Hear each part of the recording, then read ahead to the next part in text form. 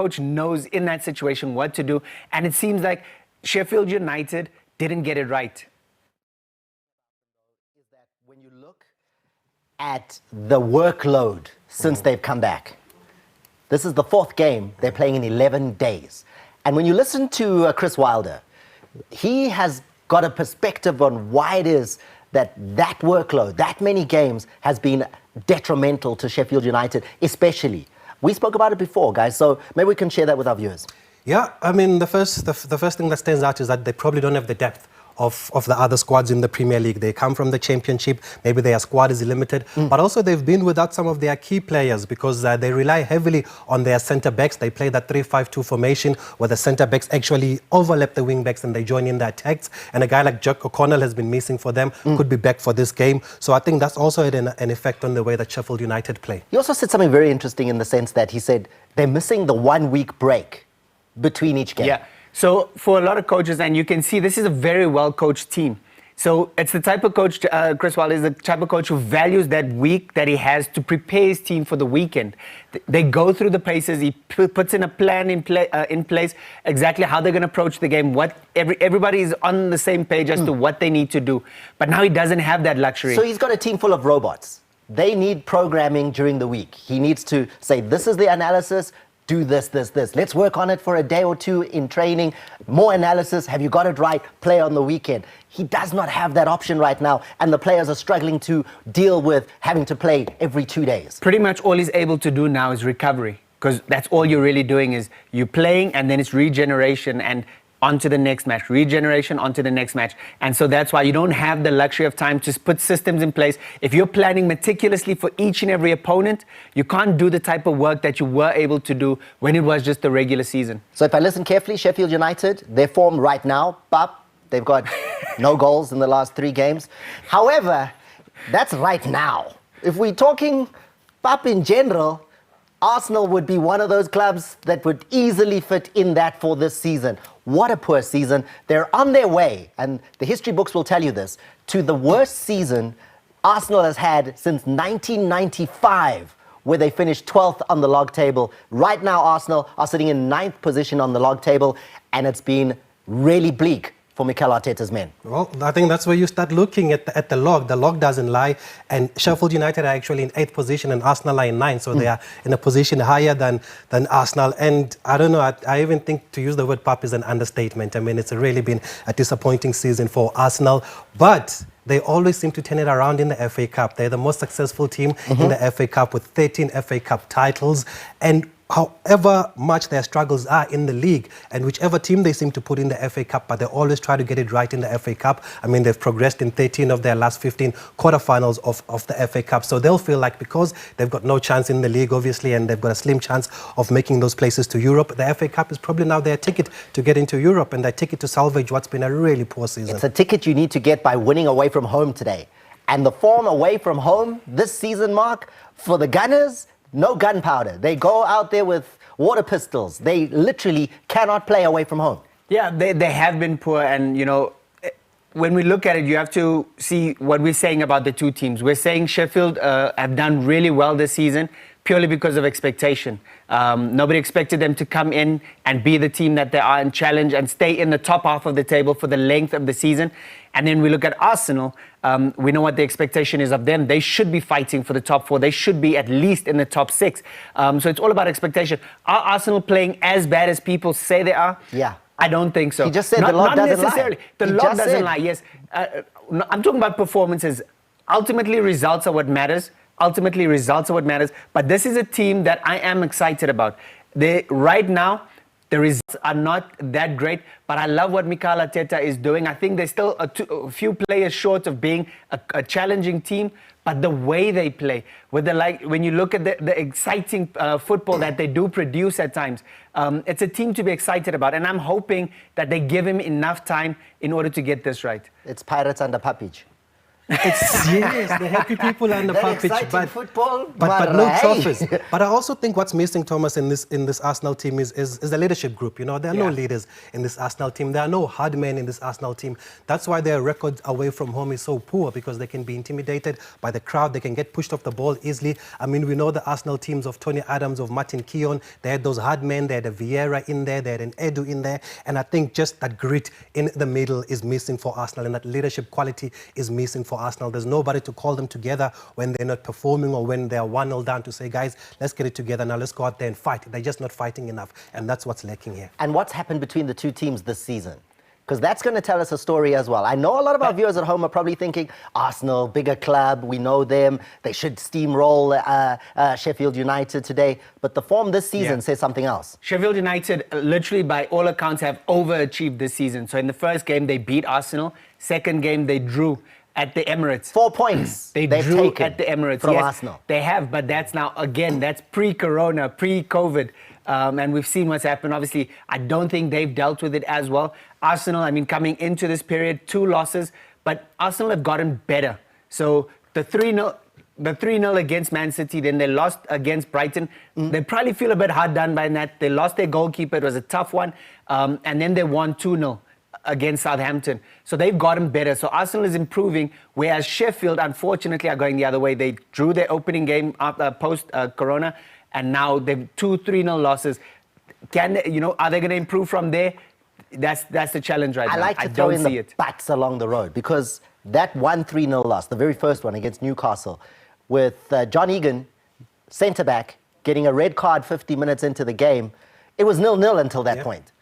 And then they lose a centre-back, things fall apart, they lose the game 3-0. So there is something to be read into that 3-0 to say, well, not necessarily a 3-0 because by 10, and they were doing their own there. They were holding Newcastle until they went down to 10 men. Just like that 0-0 against Aston Villa. If that there, goal had gone over the line, maybe it could have been a different ball game altogether. But I think you're right. The way I've seen Sheffield come back after the break, they've really been structured. They've been organized, like we know how Chris Wilder does with his teams. But they have missed a few key players, especially in defense, especially a guy like Jack O'Connell, who gives more at the back, who gives a lot also going forward. And I think that's what's been lacking. But what's interesting in this game is probably who wants the FA Cup more? Who needs the FA Cup more? Do Sheffield United believe that they've got a better chance of qualifying for Europe through the league? Do they believe that they need the FA Cup? With Arsenal, it's clear. I mean, they have to go all the way in the FA Cup if they want to get into those continental competition. So, our favorite leagues and teams are back on the pitch. This is your chance to get in on the action with Betway's easy top-up methods. Visit your nearest agent and top up with Flash 1 voucher, Kazang, OTT, or Ozao. It's the perfect way for you to glory. Visit betway.co.za today and experience Be Your Way. All right, so look at this, and I want you to keep this in mind when it comes to Sheffield United. Their coach, in Chris Wilder, is currently the League Association Manager of the Year. He beat Jurgen Klopp, he beat a man like Pep Guardiola to the Coach of the Year title amongst all managers in England last season for bringing the club up to the Premiership, and the way they did it with a very unique way of playing football. So he knows what to do, and that's what we're going to be looking forward to. And we'll even give you an insight as to what is that very unique style that they bring after this.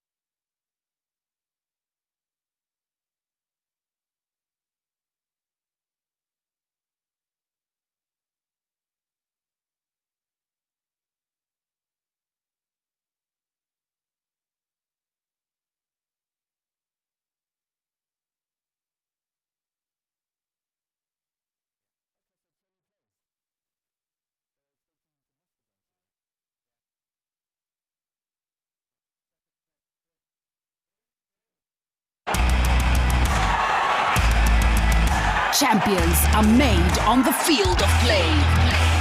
Leicester City and Chelsea will hit the ground running during this Sunday's FA Cup quarter-final clash after undefeated streaks in their previous matches. Ricardo Pereira! They have their breakthrough! After a great day at the office against Liverpool in the round of 16, the Blue Stars set their eyes on the last four. Oh, what a goal! The Foxes battle it out with the Blues this Sunday on SABC3 at 5 p.m. Hashtag History Comes Home. The FA Cup, now available to all. Brought to you by SABC Sport.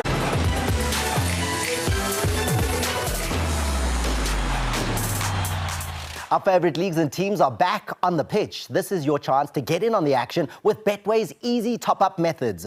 Visit your nearest agent and top up with Flash One voucher, Kazang, OTT or Azao. It's the perfect way to go for glory. Visit betway.co.za today and experience all of that action. Bet your way.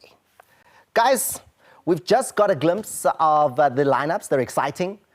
It looks like, especially when you look at the Arsenal side of things, taking it very seriously, even prepared to risk a player that many thought would not play in terms of just trying to put him into cotton wool, saving him for the next game. Who are we talking about? Well, that's Tony, obviously. He pulled up with cramps in the last game. They played against Southampton, the 2-0 win against Southampton. So that made him a doubt for today's game. But clearly the coach feels he needs him, and he's going to be pivotal at the back there for Arsenal in the new look system that they're playing. I don't know if it's just a trial basis. We'll see exactly how they shape up. But they were playing a 3-4-3 formation in the last game. So it'll be interesting to see exactly how they're going to shape up with David Luiz coming back into the team as well. So the big news is Kieran Tierney is back in the lineup after having limped off with cramp. He's still being risked today, so it'll be interesting to see how he holds up in this one with Arteta giving him a chance. Anything interesting that you got a sight of in the Sheffield United lineup? Well, I've got two actually in the Arsenal lineup before we go to Sheffield United. As Mark mentioned, David Luiz is back. It's going to be, people are waiting to see how he's going to fare today, especially after what happened in that match against Manchester City. A lot's been said about his contract, but he's been given a new one-year deal now, much to the disbelief of many Arsenal fans. He's gone for David Luiz. I would have expected maybe a Rob Holding to get in there, because every time Rob Holding plays for the Arsenal, they seem to be more solid at the back. They seem to have more structure with him around.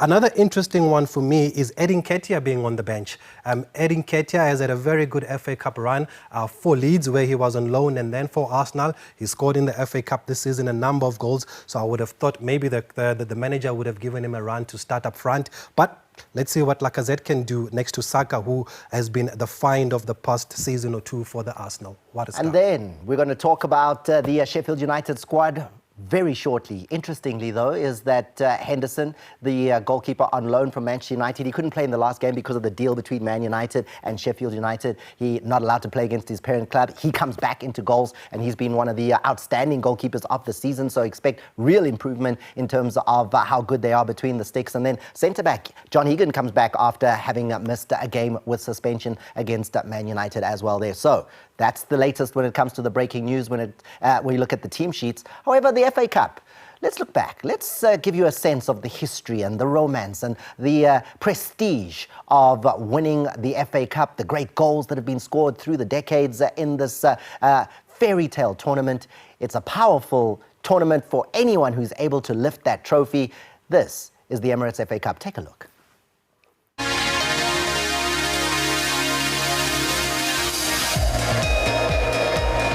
Rob here now. What's in?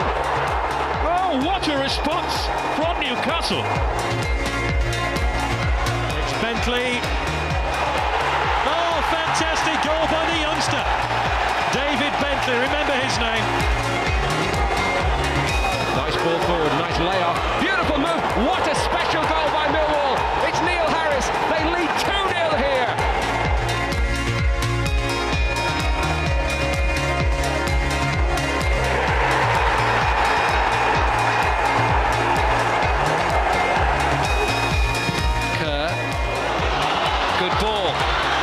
Kelly.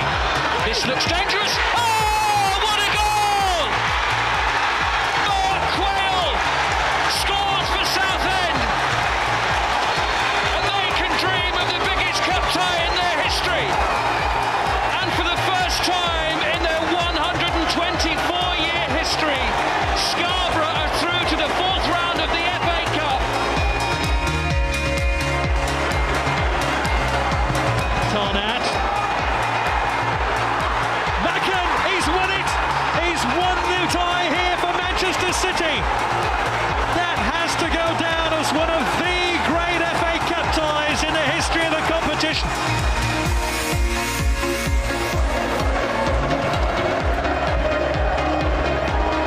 Keane, and finally in by Van Nistelrooy, who was onside by the time it reached him.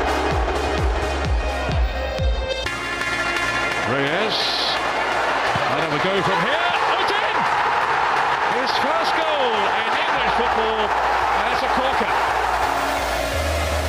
Perez. Alviera. Oh, what a ball for Reyes! And he has scored again! And the Arsenal fans have a new hero. Gary Neville. Good ball that is as well as Ryan Giggs. Full back for Scholes!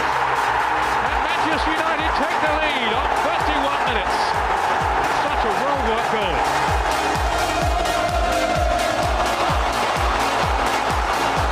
Now it's Highfield over Millwall. Good block by Poom. Cahill! So often a talisman for Millwall. And he's done it again.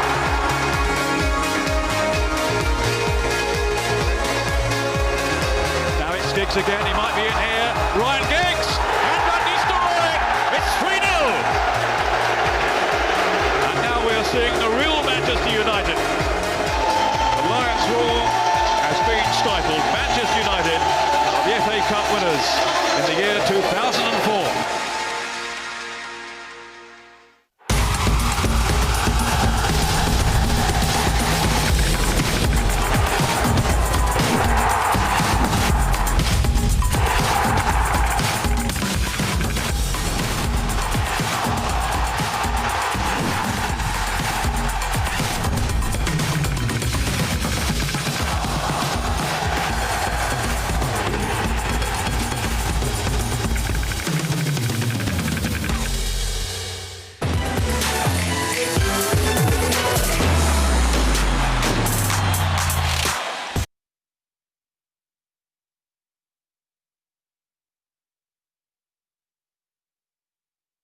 Willock for Aubameyang.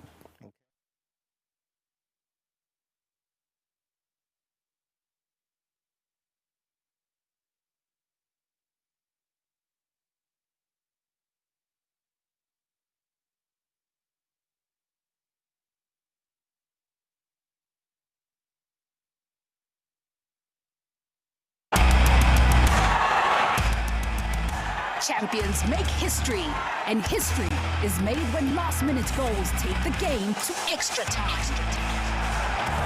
As good as it gets on the continental road. Arsenal, the giants who remain in the history books of the beautiful game, can...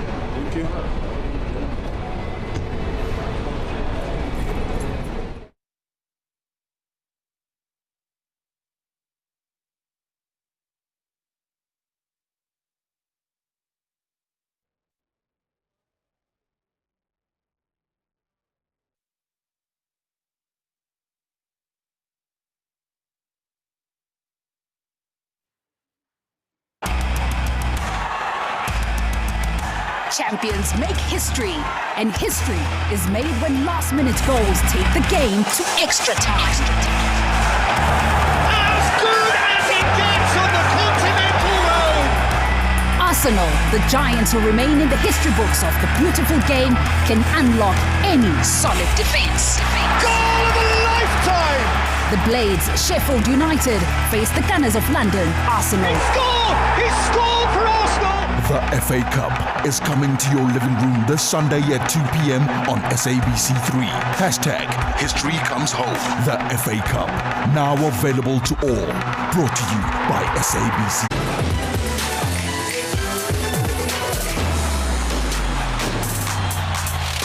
The FA Cup is back on SABC Sport, and if you've missed the build-up so far, welcome to it right here on SABC3 now.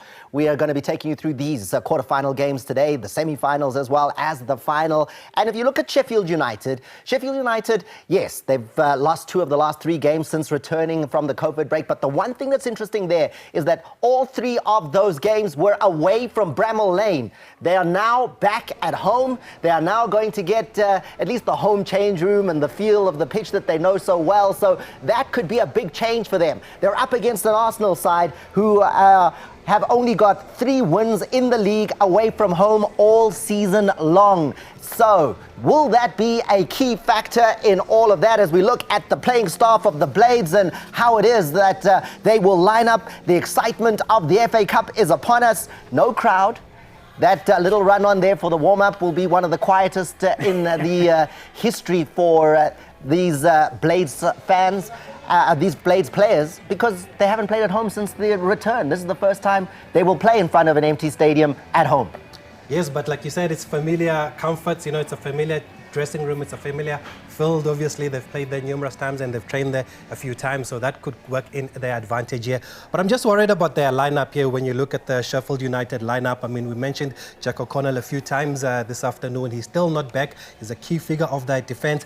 But I think they need a little bit of pace going forward. If you look at the players that he's gone with in his starting 11, I mean, I would have gone for a Mousset. He's got a little bit of pace that it gives them going forward. It gives them another attacking option here. Robinson, for me, doesn't do enough to join in with the attack when he's needed to. So maybe that's where they could be found wanting Sheffield United if you look at the team. Then, there they are, out of the Emirates Stadium. You see him with the big hair in the middle, back in action, the Brazilian international in David Luiz. He gets an opportunity after having missed 2 games through suspension.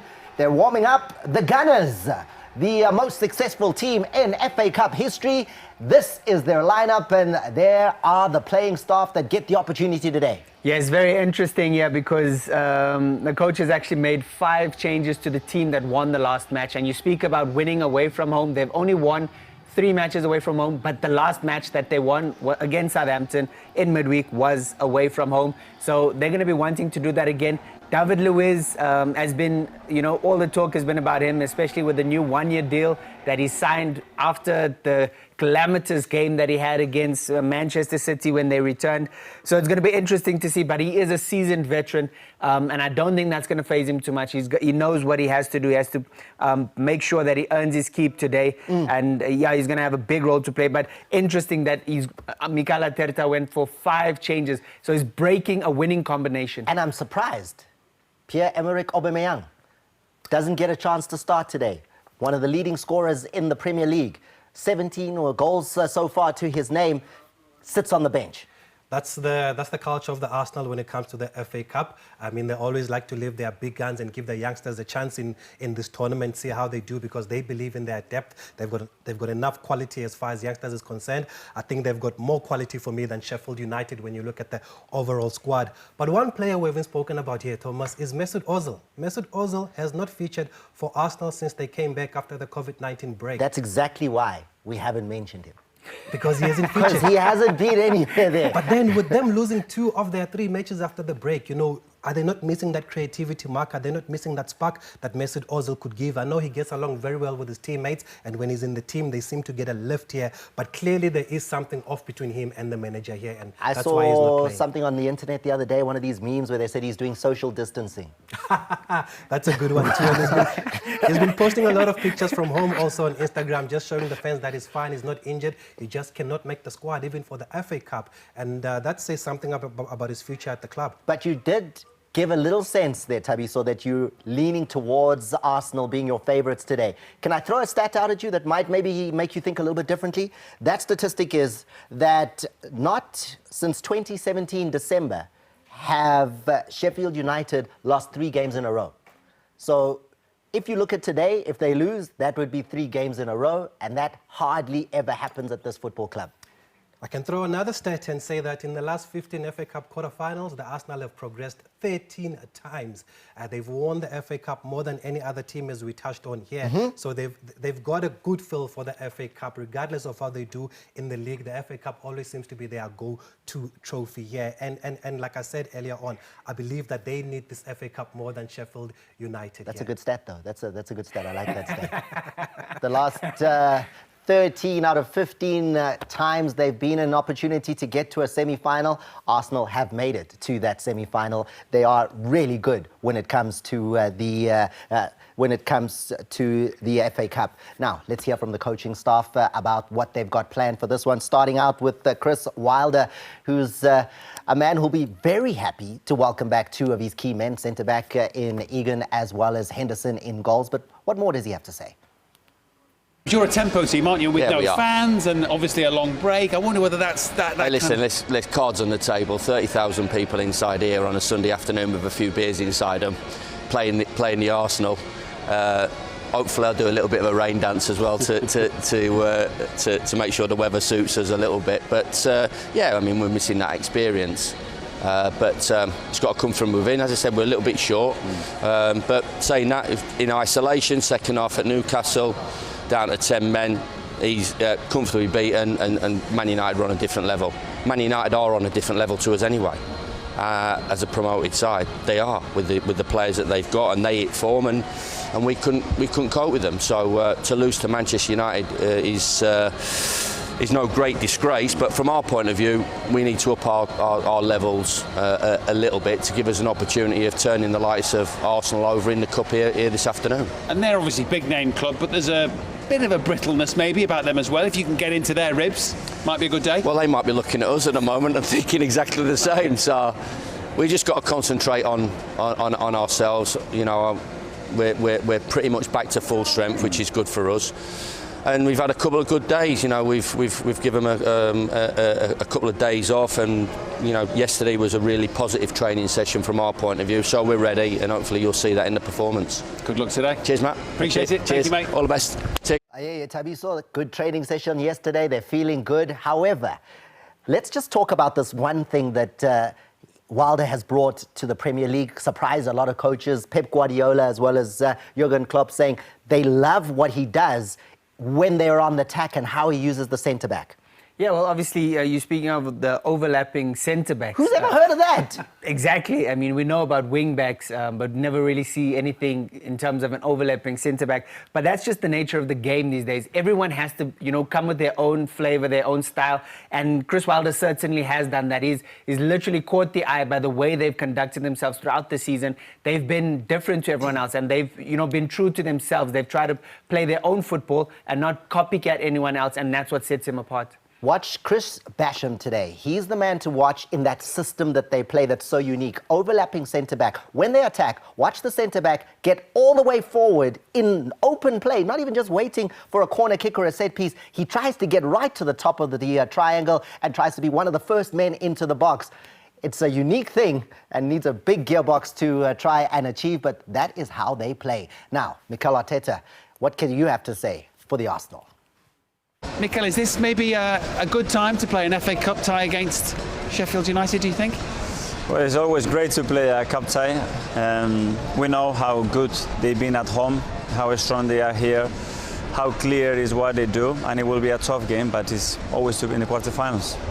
A number of changes for you, I think 5 in all. Is that because you want to make changes? You need to because of the number of games and so on? It's a mixture of everything. We have to rotate players. They play 3 games in 9 days. The demands now, we play Wednesday, we play Saturday again. We have to rotate players that they deserve to play, obviously, and they haven't played much football yet. So it's a mixture of that. Yeah. David Luiz back in the team. I know there's been a lot of discussion around him in the last week or two. Is it a chance for him to give everybody a reminder of how he can play? Yes, he's been training really well. He's able to play again, and he has his opportunity again. Yeah, and with the changes you've made, you don't want to tell me exactly all your secrets, I'm sure, but are you thinking a change of shape, or what can you tell us about how you'll set up?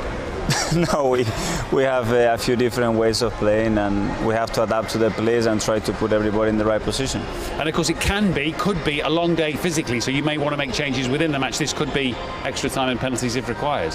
It's a possibility, yes. Yeah. Looking forward to it? Very much. Good luck. Thank you very much. Thank you. Young coach, just 38 years of age, the Spanish international there, and he is now in charge of a club that has so much history in this tournament. There will be pressure, especially with that record of Arsenal almost by default getting through quarterfinals, almost always getting to semi-finals. There'll be a bit of pressure for him to do that, because if he doesn't, the failure of this season will be compounded. Well, for Arsenal, even during the Arsene Wenger era, the FA Cup has almost been a saving grace to a season that has gone wrong. And I think this is going to be one where they're hoping this FA Cup will kind of do the same thing, because this has been a dismal season for Arsenal, make no mistake about it. So I'm looking forward to seeing the partnership of Lacazette and Willock up top for Arsenal. That should be interesting, because they come in for Aubameyang and Nketiah. And so let's see how that pans out for them. But definitely a big game for Arsenal, one that they will not want to lose. And then you've got Xhaka in the middle of the park there. He's been instrumental for them. Very exciting since he's been back in the squad. But who, for our viewers out there, do we need to look out for? Who are the key players? For me, I think there are two key players here for the Arsenal, maybe three, as Marcus mentioned, Lacazette, but Nicolas Pepe. I think Nicolas Pepe has failed to deliver at Arsenal since he joined from Ligue 1. He had that good record of scoring goals and of the assists, and we saw his goal against Man City. I hope he picks up from that, because he's got something, but he's really not given the Arsenal what they paid for him. Another exciting youngster is Bukayo Saka. For me, he's the future of this club. He's comfortable on the left. He seems to be comfortable on the right too. It's going to be interesting to see, though, how he's used in this Arsenal team, because Tini is there on the left, Kolasinac is there on the left, so maybe he might move to the right, but he's one that can pull a rabbit at the head for the Arsenal and give them something they don't have. Well, right on that, let's take a look at the last time Arsenal won the FA Cup. But in the FA Cup, the Gunners have won the last three ties between the sides and gone on to lift the trophy after the last two. Their tussles in this competition are renowned. In a semi-final in 2003, David Seaman pulled off an incredible save to preserve Arsenal's 1-0 lead. And in 1999, after a disputed goal at Highbury, the Londoners, in an unprecedented move, agreed to replay the match, which they also went on to win 2-1. This season, the Blades beat non-league Fylde before negotiating tricky trips to Championship sides Millwall and Reading, while Arsenal accounted for Leeds United at the Emirates before two visits to the South Coast. Bournemouth were beaten 2-1 before they ended lower league participation at Portsmouth. Yeah, it's a fairy tale always, the FA Cup for the Gunners, but will it come to an end today against a Sheffield United team that are looking to try and improve immensely on their return from the COVID break? Who can we look forward to in that team? Who are the exciting players that Sheffield United has? Well, for Sheffield United, based on the way they play, I've always this season liked McGoldrick, because he's a striker, but the hunger for goals is what I love. I love any striker who throws himself around, puts his body about, but he's got great desire. Unfortunately, against Man United, they were pretty much played off the park in midweek, but he's someone that we can watch this now, afternoon. Oliver Norwood here, ever present this season, a man who's really important for them in the sense that his passes in the final third are amongst the highest in the league. He gets the ball into the final third and 88% successful dribbles. So watch out for Oliver Norwood in terms of taking people on and passing the ball into the danger area. John Egan, centre-back, comes back. You've already mentioned him. He's also one to watch out for, especially how he also links up with the attack as that centre-back.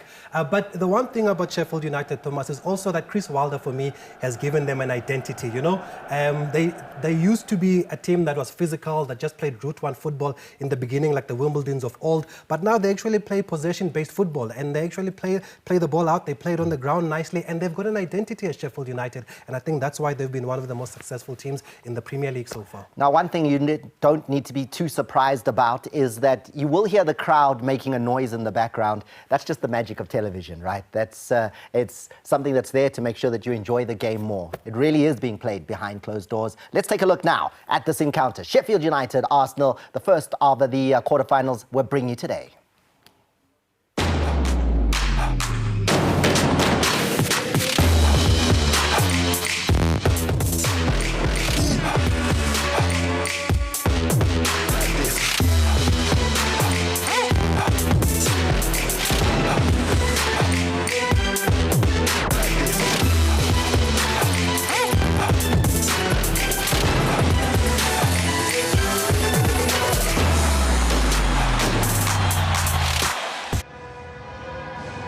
for Arsenal? Well, Mikel Arteta makes 5 changes from the Southampton game. David Luiz returns from suspension following his red card at Manchester City. There are starts too for Ainsley Maitland-Niles, Sead Kolasinac, Joe Willock, who scored the second goal on Thursday, having come off the bench, and also Alexandre Lacazette, who will lead the attack this afternoon. Pierre-Emerick Aubameyang, Eddie Nketiah, Danny Ceballos, Rob Holding and Hector Bellerin make way. They are all on the bench.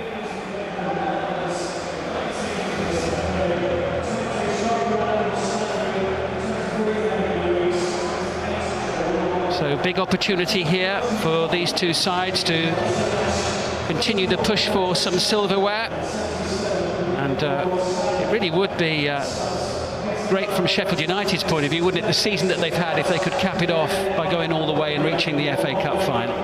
Would be the icing on the cake, wouldn't it, for Sheffield United? For me, who have had, no matter what happens from here on in, have had an absolutely outstanding first season back in the Premier League, and a run in the FA Cup would just be absolutely fabulous. And the FA Cup's been so key to Arsenal, hasn't it? I mean, they've won it so many times, even since the return of the millennium. 6 times since the turn of the millennium, most recently 3 years ago. Yeah, it's almost like their trophy at the moment, isn't it? They've got such a great reputation and history in it, and it's always played a huge part in the character of Arsenal Football Club. Well, he signed a new contract for next season as well, David Luiz. Players now moving towards the centre circle. There will be a moment of appreciation for the workers in the NHS and all key workers who have done so much during the coronavirus crisis.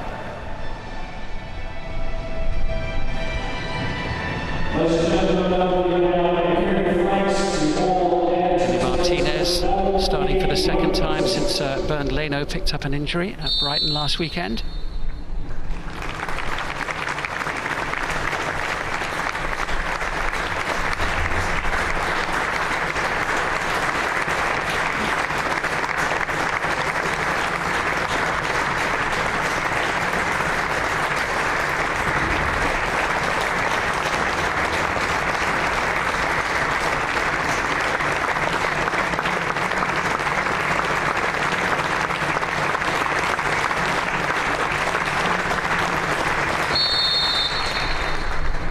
Strange times, tough times, but we do have a game that hopefully we can enjoy for the next 90 minutes or so. Final few words among the Sheffield United players there in their huddle. Arsenal look ready to go. It does look odd, doesn't it, when you look around the stadium and see all the empty seats for an occasion such as this. Are you getting used to it yet, Matt? I don't think I'll ever get used to it, if I'm honest, and it just, for me, shows what a huge part the crowd really play in the football experience. 2 sets of players taking a knee to show their support for the Black Lives Matter movement. It's something that's happened before every Premier League game following the restart. The referee, Paul Tierney, gets us underway. Paul Tierney, who took charge of the 5th round tie between Tottenham and Norwich, which incidentally went to penalty kicks. Just to remind you, we could have extra time and spot kicks here to determine the winner if the scores are level after 90 minutes. Arsenal in their change strip, the yellow shirts this afternoon.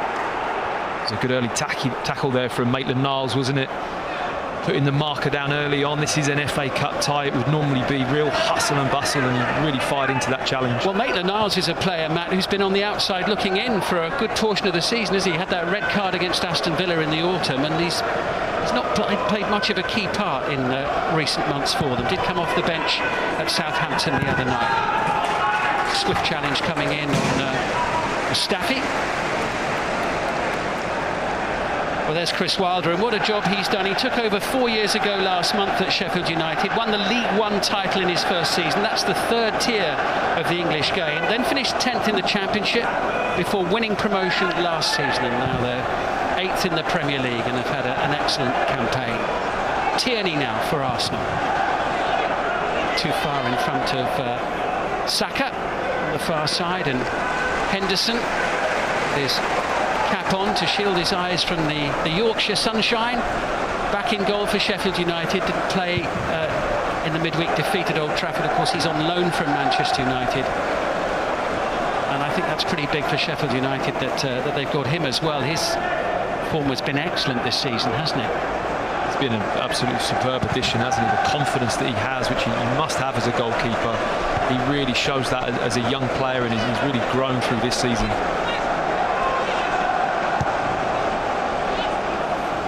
Cleared forward by Basham on the far side. Ollie McBurney on the deck. Free kick for the home team.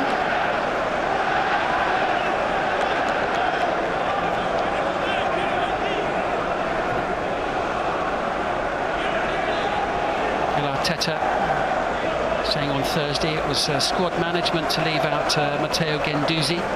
That squad management has left him out again today. Sheffield United on the front foot here, and it's just a little too far in front of John Egan, who'd come up from the back.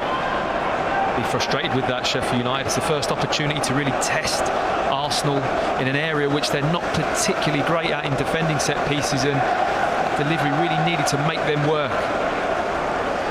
Yeah, 5 changes made by Mikel Arteta, including changes at the back. We mentioned that David Luiz coming back into the team. Rob Holding among those given a bit of a rest today, but he's done well, hasn't he, in the 2 or 3 games that he's played. They've been a bit short in defence. I feel more confident when he's in the team in terms of defending corners and set pieces, because I believe he's a bit more of a normal centre-back in terms of attacking the ball and wins the ball in the air, which is crucial for Arsenal.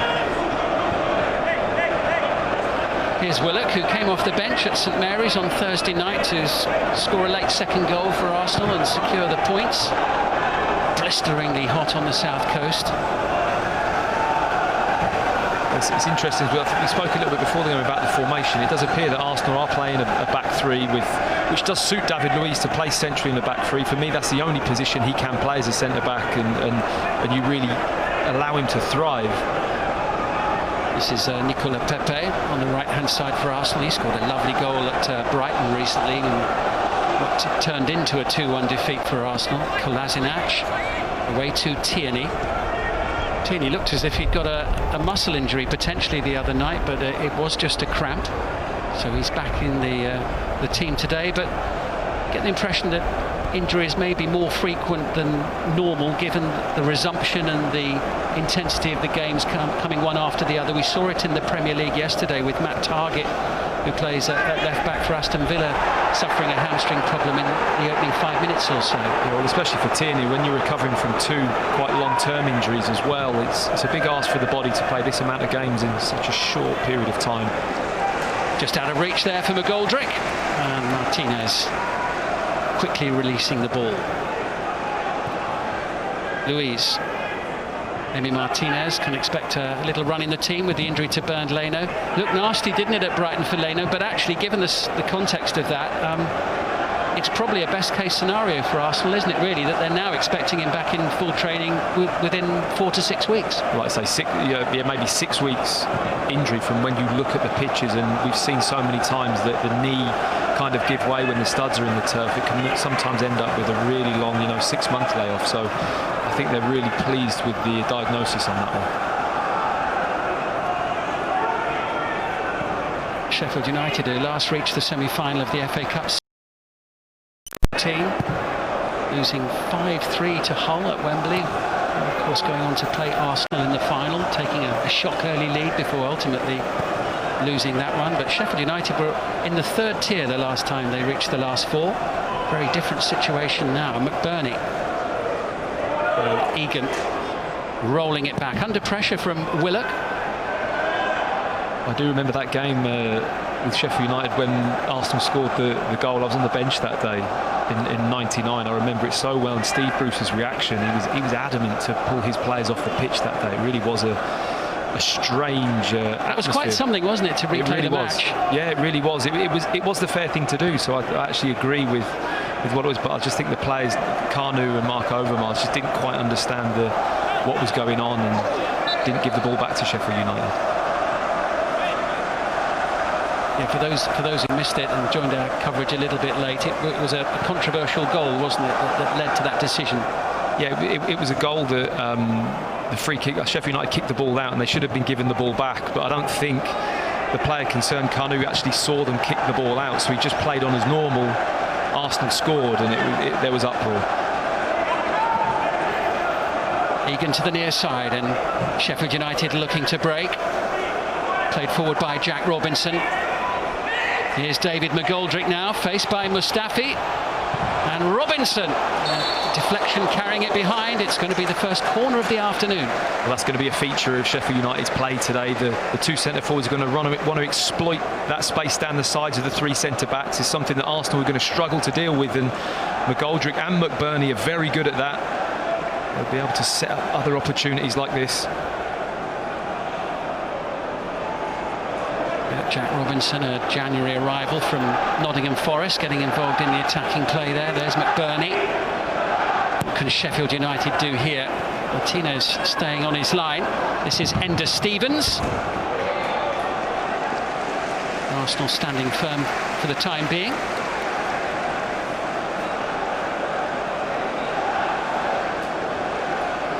And Norwood, the former Northern Ireland international, across to take this second corner.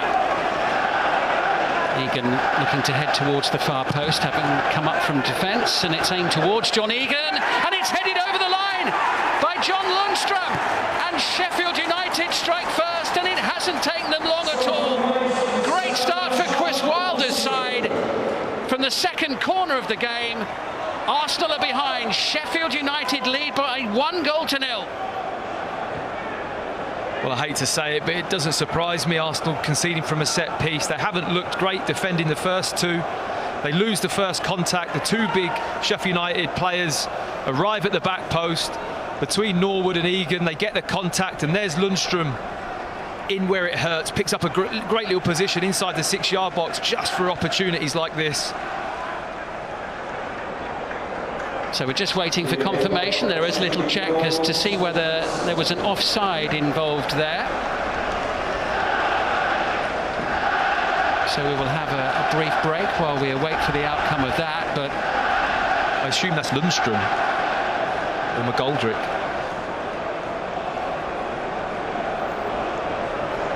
Pretty conclusive. Paul Tierney, the referee, waits for the word in his ear.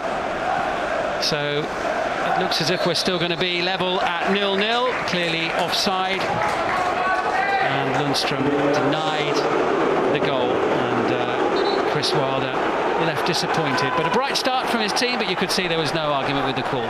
No, it was very clear once you saw the freeze frame and the lines, but a real let-off for Arsenal, and hopefully a wake-up call for them to understand that, you know, these kind of set pieces and these positions is so important. We spoke about Rob Holding earlier on before the game, and the importance that he showed at Southampton the other day of winning balls like that and defending the box properly. It's such a big part of the game. Well, Sheffield United have scored 6 goals in the FA Cup so far this season. They've all been scored by different players. It was nearly a 7th player scoring their 7th goal there, and a fortuitous escape for Arsenal. Kolasinac. Loose pass. Initially collected by Egan. Back now with Robinson venturing forward. He's got John Fleck in front of him. McGoldrick has come a little bit short as well. He'll chase onto the ball from Ender Stevens.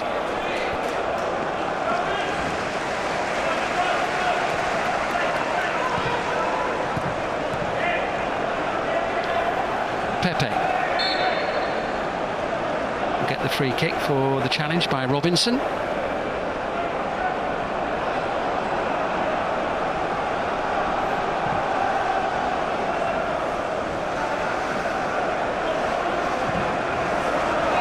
Here's Mustafi. He wasn't even making Arsenal's matchday squads until November at the start of the season. He was very much on the outside fringes of Arsenal's squad. He seems to be a player that Mikel Arteta tends to rely on a lot more than previous managers. I think his ability to handle the ball is what Arteta likes. I think it's a toss-up between him and Socrates at times, and he just edges it with his ability on the ball. Well, Socrates is fit again. He was injured initially following the restart, but has been on the bench for for the last 2 matches now, so they do have him as an extra defensive option as Shkodran Mustafi just carries it out of play under pressure from McGoldrick.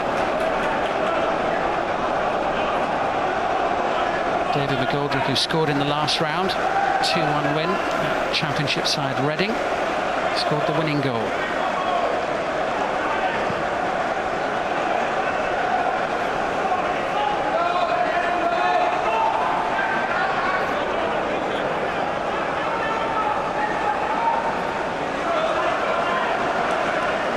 Distance on that one towards McBurney, and McGoldrick was almost there at the far post. And an escape there for Arsenal again. There's no surprise to see Sheffield United trying to get the ball into the Arsenal 18-yard box at every opportunity. It's a long throw. I think an Arsenal player wins the initial flick in Mustafi, but it's not a dominating header. If anything, he glances it towards the back post, and McGoldrick is very close. Inches away from giving Sheffield United the lead there. But just another example of the lack of dominance in the air and defending and clearing your lines from the Arsenal back three.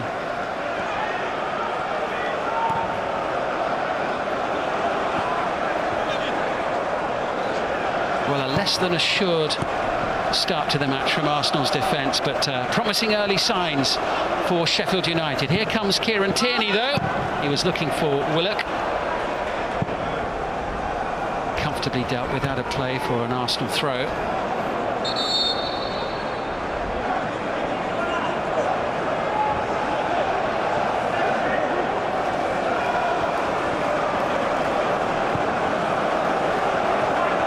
Mustafi.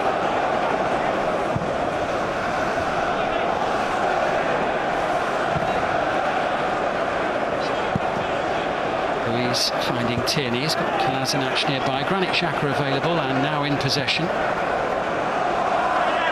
Mustafi. Into Lacazette. First touch of the ball for him. Picking out Pepe. Can't see past those Sheffield United defenders. Maitland-Niles now.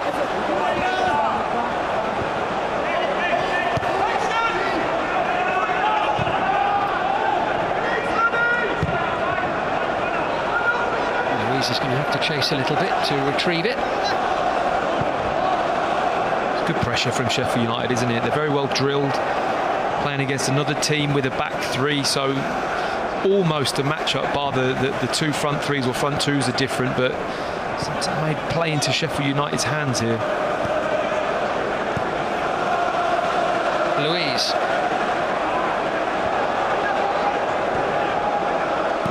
Kolasinac gets it past McBurney, collected by Willock into Pepe. The possession here from Arsenal. And they find a cutting edge in that final third. Lovely turn by Fleck. Very nicely done indeed. And now McBurney makes the run, and Louise has come across. Support arrives in the shape of David McGoldrick, and McGoldrick challenged at the last moment there by Maitland-Niles. Good tracking back, wasn't it, Maitland-Niles? It was crucial, but it's that little ball again. They're going to be spinning it down the sides of the Arsenal back three all afternoon, I would say, for McBurney and McGoldrick to get after. They're going to fancy themselves in a foot race against Louise and Mustafi. Mustafi has only been a regular starter in the Premier League over the last 9 games or so. Kolasinac. Now Louise. Looking for the run of Bukayo Saka. A nudge in the back of Chris Basham. Sheffield United hurriedly taking the resultant free kick. McBurney. Fleck wants it played to feet in the middle. McBurney has other ideas, and Ender Stevens couldn't get there ahead of Nicola Pepe.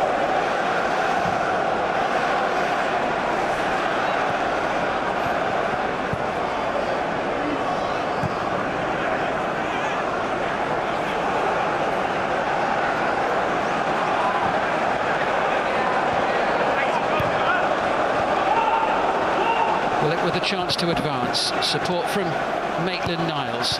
Pepe nearby. Stevens intercepting. Rolled forward by Norwood.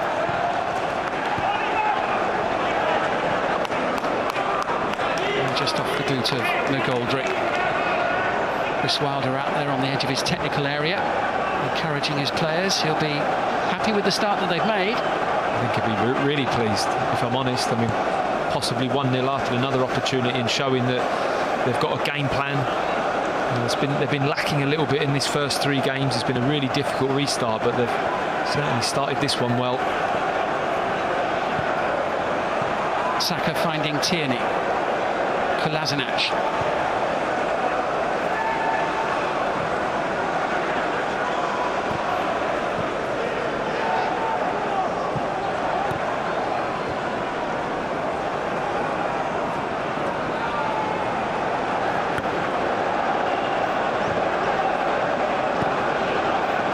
Xhaka.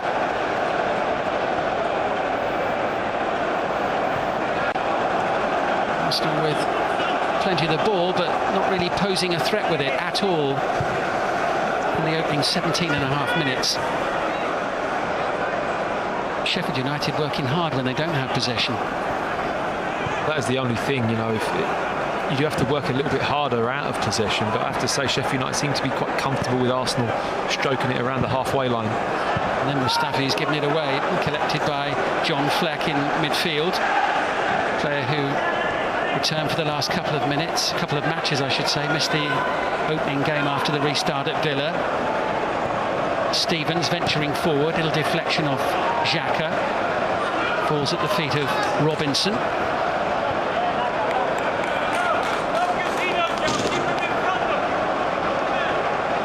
Throw for the home side, which Robinson will take.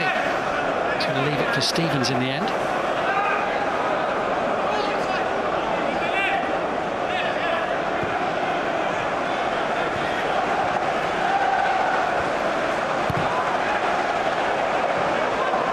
Bernie's second favourite here against Luiz.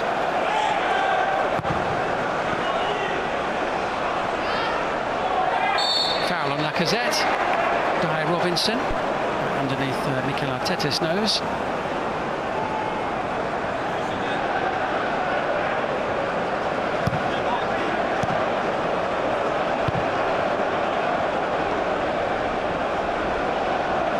And Luiz with lots of time in possession. Maitland-Niles.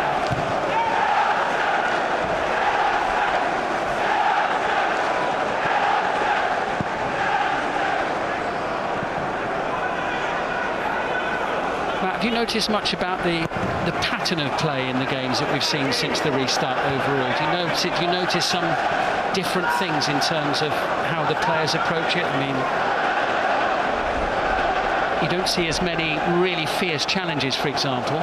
Well, the first thing that jumps out of you is the tempo of the game, isn't it? Because I think the crowd play a huge part in that, especially in fixtures like this, where, you know, FA Cup away at Sheffield United, it's going to be a fierce, high-tempo atmosphere. It definitely filters onto the pitch and into the players, and I think, you know, having to drive that yourself on the pitch is just another thing you have to think about, and it is a distraction because normally it just happens naturally. Because despite the ups and downs that the Blades have had over the years, I mean, you'd have played at Bramall Lane on many occasions, I'm sure, and you know, it's never an easy ground for opposition to play at. Definitely not. It's a very, very traditional ground, isn't it? It has that feel about it when you go there, and the supporters turn up and make a lot of noise, and it's a real weapon for Sheffield United. So to not have them here in a fixture like this is definitely very different for the players to have to deal with. Bounce coming off McBurney. Xhaka. Here's Mustafi now. Arsenal continuing to dominate possession here in the opening 20 minutes, but so far failed to create anything. Dean Henderson hasn't had anything to do in the Sheffield United goal. I think Sheffield United are happy for them to have the ball. I think they want them to come out, you know, to exploit those spaces and to get the 3 centre-backs split and in comfortable possession of the ball. As soon as it turns over, they'll be looking to hit them in the space. Well, Sheffield United's players know they can hurt Arsenal. They've done that twice already with a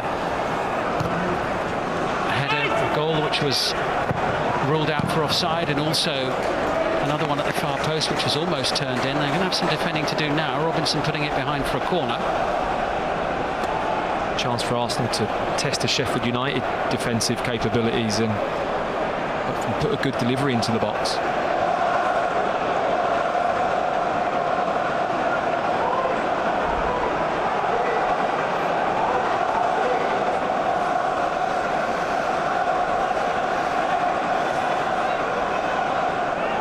Arsenal's first corner of the afternoon. We're almost midway through the first half. It's Joe Willock who is going to take it. The 20-year-old.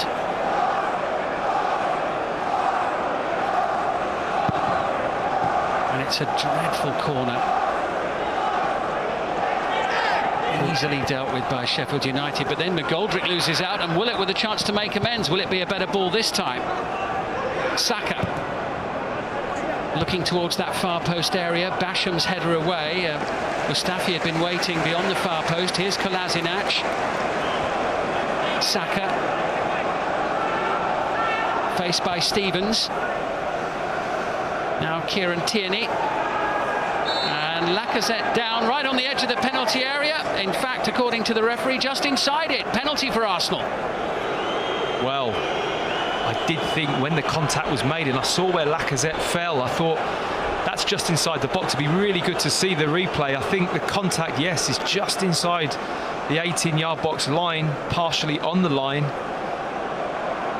And that contact there is a penalty, in my opinion, from looking at that replay, and it's the correct decision from the referee. Chris Basham just catching the left foot of Alex Lacazette right on the edge of the penalty area.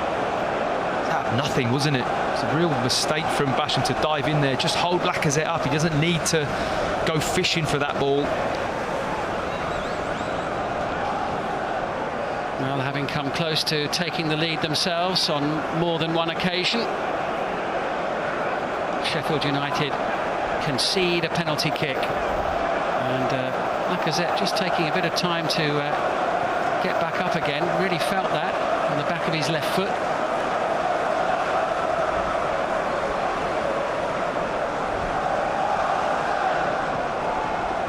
So midway inside the first half, an opportunity for Arsenal here.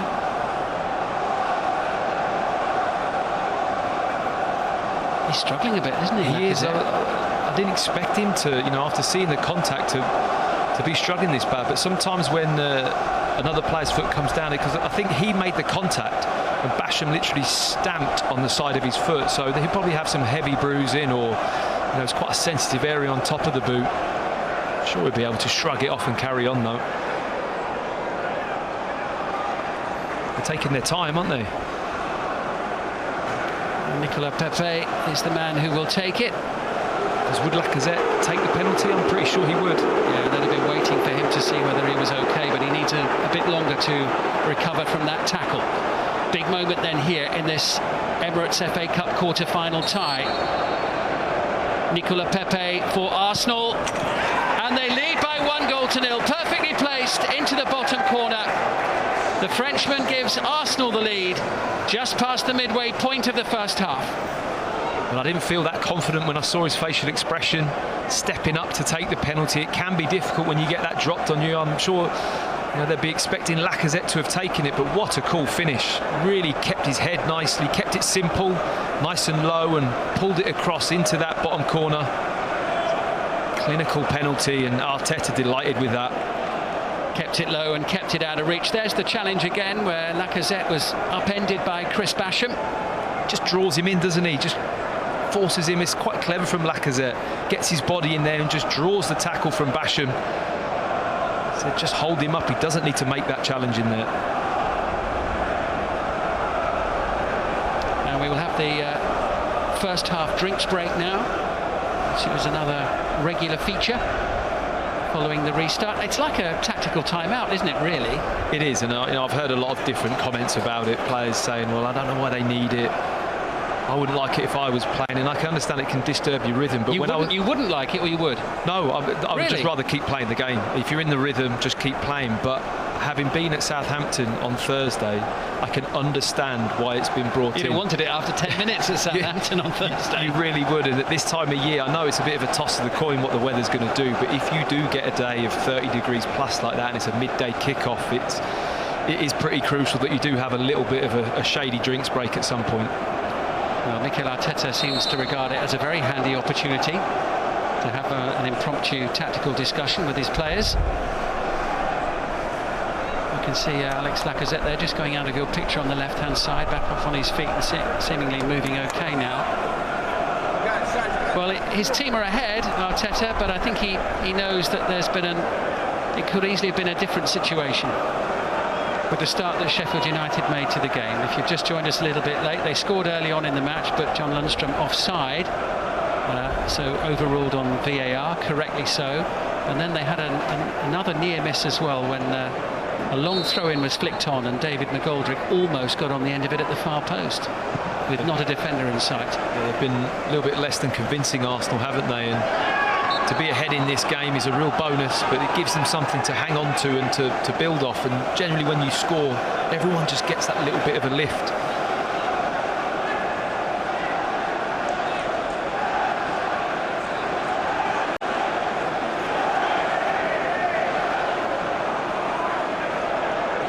Arsenal's players a little bit reluctant to move out of the way. Sheffield United prepared to take this free kick. Fleck and Lundstrom and Norwood, the players near the ball. Emi Martinez kept a clean sheet on his first Premier League start in just over 3 years the other night. He looked very calm and assured as well. I was impressed. I thought it was a good match for him given the circumstances. Well, he's been at Arsenal for a long time, hasn't he? He's been at the club for a decade, but they've loaned him out half a dozen times.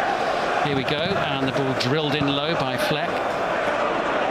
Scooped up into the air by David Luiz. A header by Lacazette on, a little too high for Saka. And then it's Lundstrom who sends it forward for Sheffield United. Ainsley Maitland-Niles.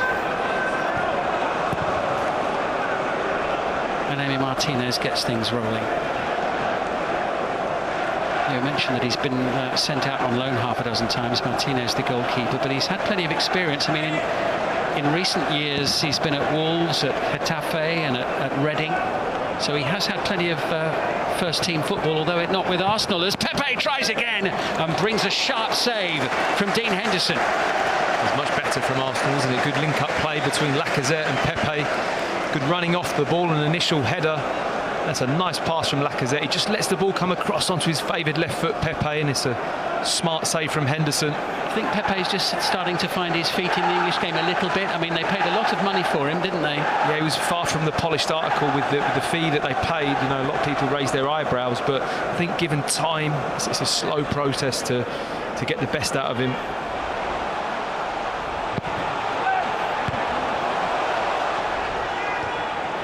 Headed away by Lundstrom. Bounce beats McGoldrick the first time. In field off the boot of Fleck.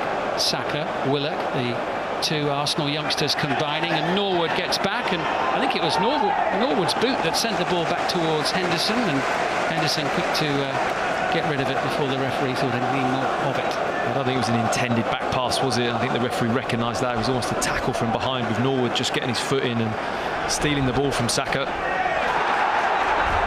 Real determination there from Willock, winning it back for Arsenal. Lacazette is sent to the turf once more, this time by Fleck, who has his name taken, the first yellow card of the game.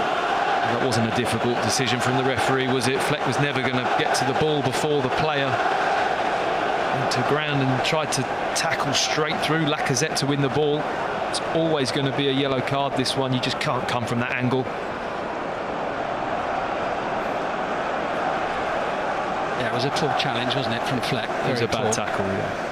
It's his first involvement in the FA Cup this season. Very much part of their regular Premier League side, but until now had a rest when the FA Cup came around. Granit Xhaka floating it forward. Kolasinac was up for that one, and he got a little deflection there off Ollie McBurney for an Arsenal corner. Lundstrom looks like he's got a bit of a problem. Lost his footing. And an awkward fall on that left shoulder. It's almost a tangle of arms, wasn't it? Sometimes when you go over and your arm's out of position and your body weight goes through it, you can obviously stretch or damage something. He definitely doesn't look comfortable. Well, any one of about 5 players could have headed that one away. It was McBurney who did. Tierney. Now Maitland-Niles. He's got Xhaka on the near side. Timely slip there for the Arsenal player. Robinson. uncomfortable for Tierney.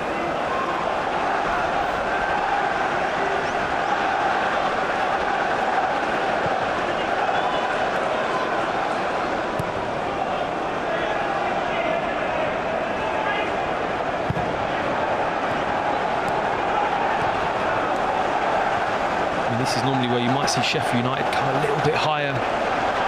You've got the noise of the Bramall Lane faithful screaming you on to get up the pitch and press. They need to go and put a bit more pressure on Arsenal. Bukayo Saka sending it wide. Tierney into the middle. Willett going for it. Good header away by Ender Stevens, who stayed strong under pressure.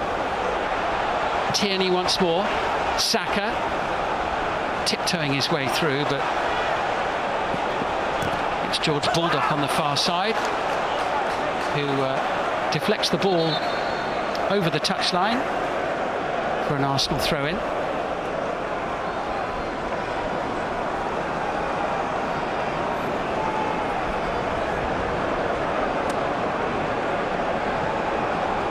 And Lundstrom clearly has got an issue that will require some attention here. Well, that would be a blow for Sheffield United. It would be a blow, but I think they're preparing to make the change. Lundstrom clearly isn't comfortable, and you know as a player the feeling that you get as just you see he's going over there. I don't know whether it was the twist of the shoulder while he was up on his feet trying to hold off the player, or... And then the angle as he took a lot of the weight of his body on that left arm when he came down, took the arm out, which of course is a natural thing to try and do. Exactly, but at this point as a player, you can tell by the grimace on his face. He doesn't look like he's enjoying that very much. No, so I mean the chances of being able to play on and hold players off and move properly are very slim. You know as a player when you're not going to be capable, and it's a very definitive feeling. But we've seen already, haven't we, since the restart, Sheffield United have had one or two players who've been absent through injury, and that's been very noticeable. I mean, for a team like that to perform as they have this season, they need everybody fit and firing. They need to be at 100% in every game. One of their star qualities was that Chris Wilder was able to select the same team every week. Goalkeeper, back three, wing backs, midfield. It barely changed, and I think that is quite difficult to do, but he had a group of fit, tough players that were able to get themselves out on the pitch in a normal Premier League schedule and deliver and not get injured. And like you say, since we've come back, he's really had to change and tinker with the team a little bit. Yes, Sander Berge is the man we're looking at there, the Norwegian international, 22 years of age. He was a winter signing from Henk in Belgium. He played in the Champions League this season, all 6 of the group matches for them, Sander Berge. So he is going to come on, and poor old John Lundstrom will go off to receive further treatment, and we hope that he hasn't got a major problem there. I hope so. I mean, it doesn't look good, but sometimes you can just tweak a ligament or, like you say, overstretch something, which is hopefully all he's done. So first change of the game, an enforced one for Chris Wilder and Sheffield United. And the home team will have a free kick. Challenge on Norwood, which Dean Henderson will take. And Sheffield United have got a good record against Arsenal this season. They enjoyed a 1-0 win at home against them in the Premier League and got a draw down in London at the Emirates, a 1-1 draw. Well, they normally bring everything that an Arsenal team dislikes. McBurney trying to create a little space for himself. Norwood now back into Jack Robinson. Here's Ender Stevens.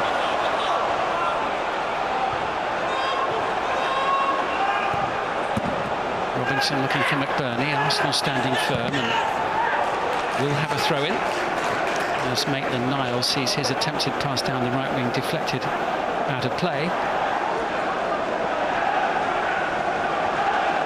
I think Arteta's definitely brought a better out-of-possession strategy to Arsenal. They appear to me to be a little bit harder to beat. They get bodies back in to key areas and disrupt the opposition better than what they did under previous managers. Here's Xhaka being put under pressure by Norwood. Good play by Ollie Norwood. Look at the space here now for John Fleck. Running into Maitland-Niles, McBurney. And McBurney on the deck, and the referee is going to have to stop the game again here. That's Joe Willock on the ground for Arsenal. A clash of heads maybe there. I think the referee really signalled quickly for medical teams to come on the pitch. Yeah, nasty looking collision between those two players, McBurney and Willock. Here it is once again. Completely accidental, isn't it? But you can see McBurney's eyes are on the pass. He wants to lay the ball inside and get it again, and Willock comes in there. It's a real accidental clash of heads.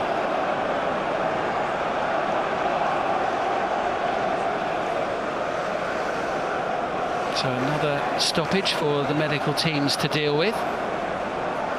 Arsenal leading thanks to a penalty put away by Nicolas Pepe after a foul by Chris Basham on Arsenal's number 9, Alexandre Lacazette, who's currently deep in conversation with David Luiz. Be interested to see how the referee restarts the game here, because I don't think he saw any foul from a player in that movement. It was completely accidental in my view.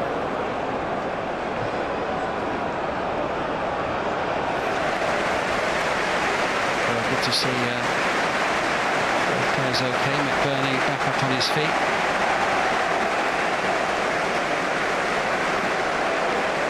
Be very careful when players suffer a head injury.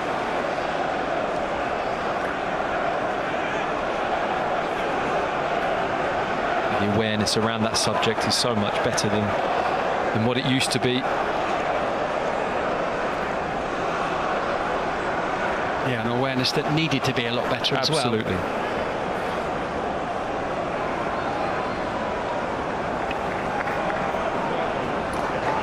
I think we're going to have quite a bit of added time at the end of this opening half.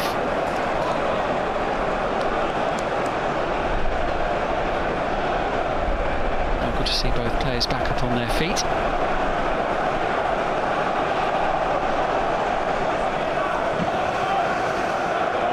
Away we go once more. Sheffield United are going to have to start again. I mean, the ball was in a great position for them when the incident happened. I mean, I know it was accidental. It was, and I assume that, you know, the referee just felt just restart the game and like I say, put it back to neutral almost. But you're right, they were in a good position. They had Arsenal under pressure. Basham tries to head it away. Willock involved in the game straight away. Egan steps in to get it clear, and Berge is fouled by Sead Kolasinac.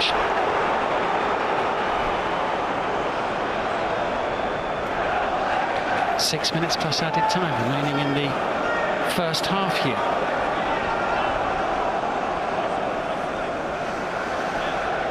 Thirteen-time winners of the FA Cup, Arsenal. Record 13-time winners against Sheffield United, who haven't won it since 1925. 95 years ago. We keep talking that Liverpool have waited a long time to win a Premier League. Yeah, that's nothing for Sheffield United fans waiting for the next FA Cup success.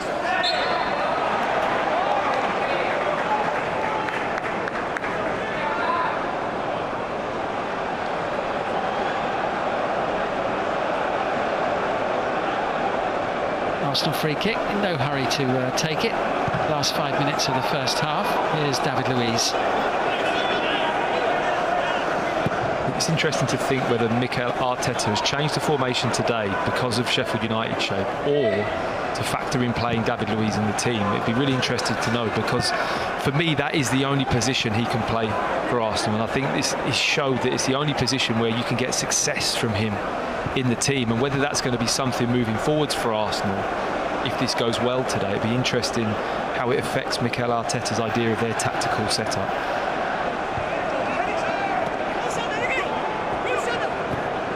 Berge underneath it, unable to collect. Bukayo Saka for Arsenal, looking for Lacazette. Willock tries to just dink it forward to Sako. Xhaka finding Maitland-Niles in space.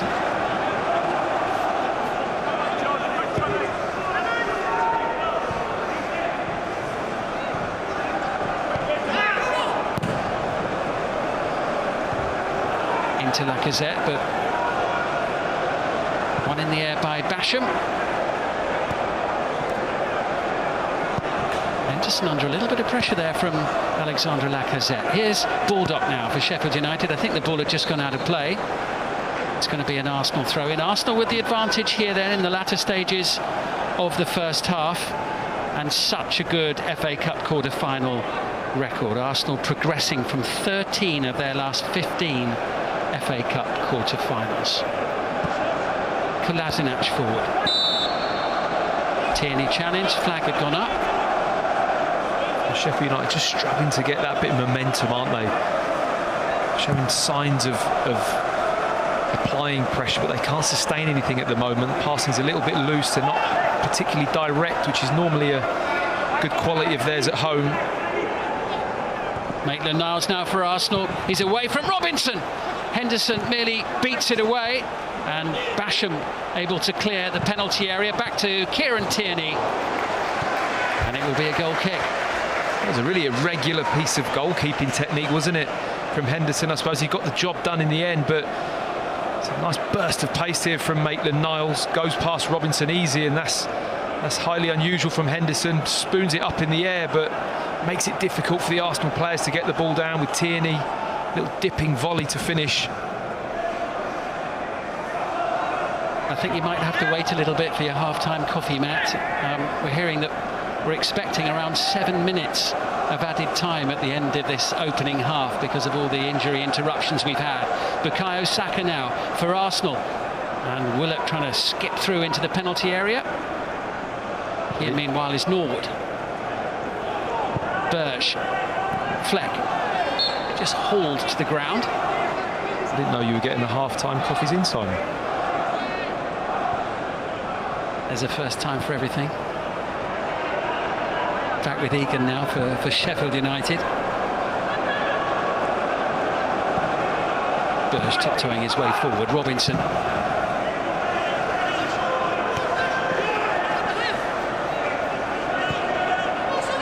Sander Berge, the first half substitute. Norwood brings a save from Martinez. On target, but routine. They finally worked a little bit of space, didn't they? Sheffield United switch of play led to the Arsenal back four, back three, overcompensating a little bit, slow out to the ball. It's a difficult one to score from first time as it's set back. He's trying to whip it into that far post, but far too central and very comfortable for Martinez in the end. Maitland-Niles finding Willock. He's got time and space and sends the ball across to Kieran Tierney, and it's suddenly opening up a little bit here for Arsenal as Pepe drills it wide. That's much better from Arsenal, is it? The movement was slick. The space was on there on the same wavelength. Nicely manoeuvred out to Tierney. Just look at Pepe here. He identifies the space, dropped off there. It's a lovely little adjusted run. Tierney has the vision to see him. He just doesn't have the technique to guide that into the bottom corner, but really nice move from Arsenal. Yeah, that's much better from Arteta's team.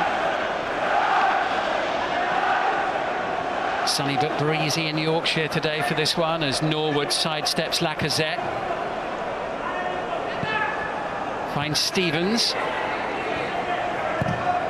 Now Robinson sending it into the box. Sander Berge getting up well in behind Kieran Tierney. I don't know if he was having an effort on goal there, Berge, but he just needed to head the ball back across the goal. I think it was McGoldrick and one other were arriving into the penalty spot / 6-yard box, and he just heads it back inside the danger area. It's a real problem for Arsenal. There we are, confirmation. Big 7 minutes to come before half-time. But Emi Martinez in the Arsenal goal hasn't really had very much to do, has he? Sheffield United had an early flurry, a very promising start for the opening 10 minutes or so, but we haven't seen too much from them in the final third since. No, nothing sustained, is there? And I really thought they were going to shower balls into the Arsenal penalty box once they'd realised the frailties of the two first set pieces, how they cope with it. They haven't tested them enough, in my opinion, and it's something that I'm sure Chris Wilder will want them to do more in the second half. Sheffield United beaten in the 5th round 2 years ago, trailing to a Nicola Pepe penalty in this one.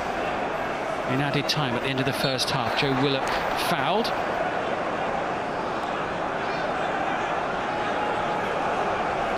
George Baldock putting a frustrated figure at the moment. He doesn't do too much there, Baldock, does he? I think he just gets the wrong side, and Willock just totally buying the foul from the referee, but he's got Arsenal the pressure off again. The tempo drops a little bit. It plays into Arsenal's hand.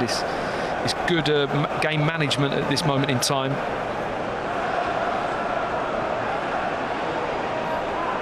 The goal scorer is going to take it in towards David Luiz, who I think he headed that with his shoulder blade. Took him by surprise, didn't it? I think, and I thought he expected Egan, was it Egan or Bash or somebody at Burge in front of him to head it, and he just didn't expect it to come in and got the timing all wrong.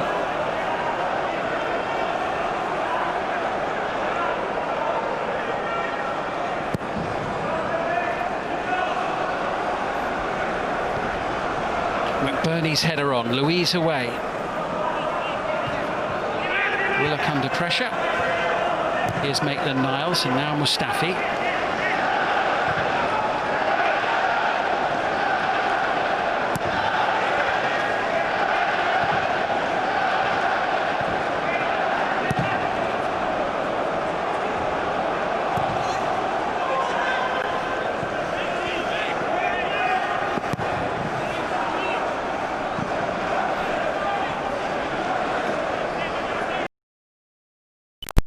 For the home side. Martinez.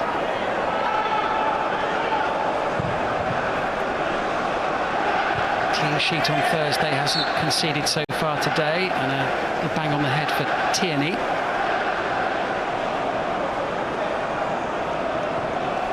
They're more of the balls that you really see from Sheffield United at home, those diagonals with wide players come on and challenging the away team. They really do try and apply that physical pressure to their opposition when they're at home. George Baldock coming in there and just slight clash of heads with Kieran Tierney, but letting him know that he's going to come and compete for that ball, so the next time there's one hung up in the air, Tierney might have one eye on the opposition player coming in and not concentrate on the ball. 7 minutes have just become 8 at least at the end of this first half. Tierney's fine. Did look quite painful though. And back in the game.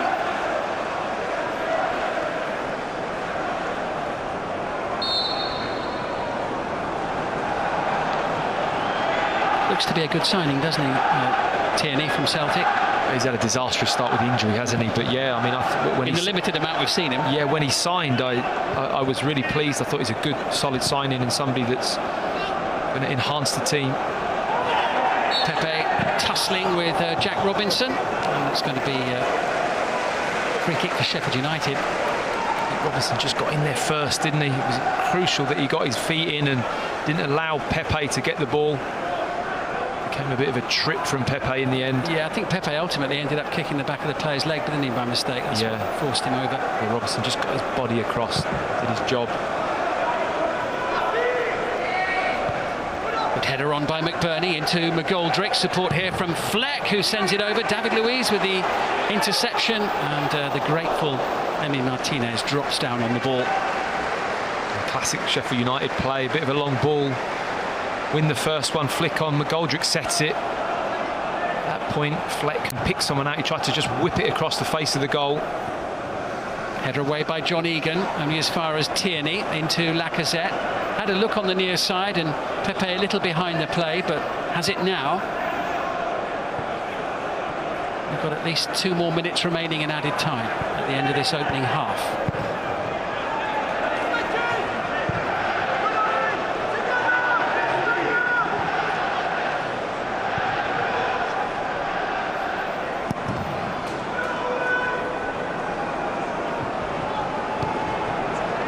Burge sends it forward, and McGoldrick running back from an offside position.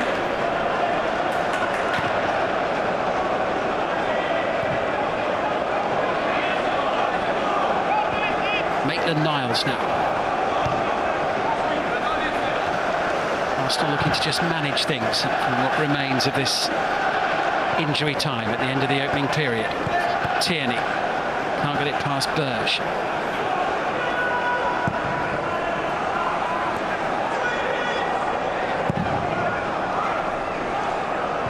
Martinez away to Tierney. He's going to come second in the foot race with George Baldock. A sensible decision from Martinez. I think he's managed the game pretty well. He's played when it's on. when it's not on at the right time, he's gone long. I think it's something that is a really important part of goalkeepers when they have the ball at their feet. Because they need him to do well, don't they? Because Neno's not going to be back for a while. So, as a former central defender yourself, of course, how much confidence, added confidence do you get when you know that you've got a safe pair of hands behind you? And a safe pair of feet. Because, you know, such a big part of the game now. You see a lot of goalkeepers that aren't that confident. It's all about good decisions with the ball, and so far in this game, he's made some pretty good ones. Lacazette unable to find a way through. Challenge coming in on Basham. This is Berge. Chased down by Tierney.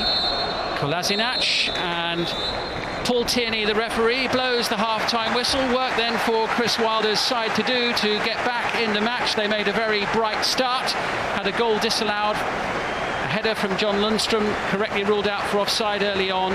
But Chris Basham conceding a penalty at the other end of the field midway through the first half with a foul on Alexandre Lacazette. Nicolas Pepe, the Frenchman, stepped up to take it. It was perfectly placed into the bottom corner, and it means that at half-time, Arsenal lead Sheffield United by 1-0.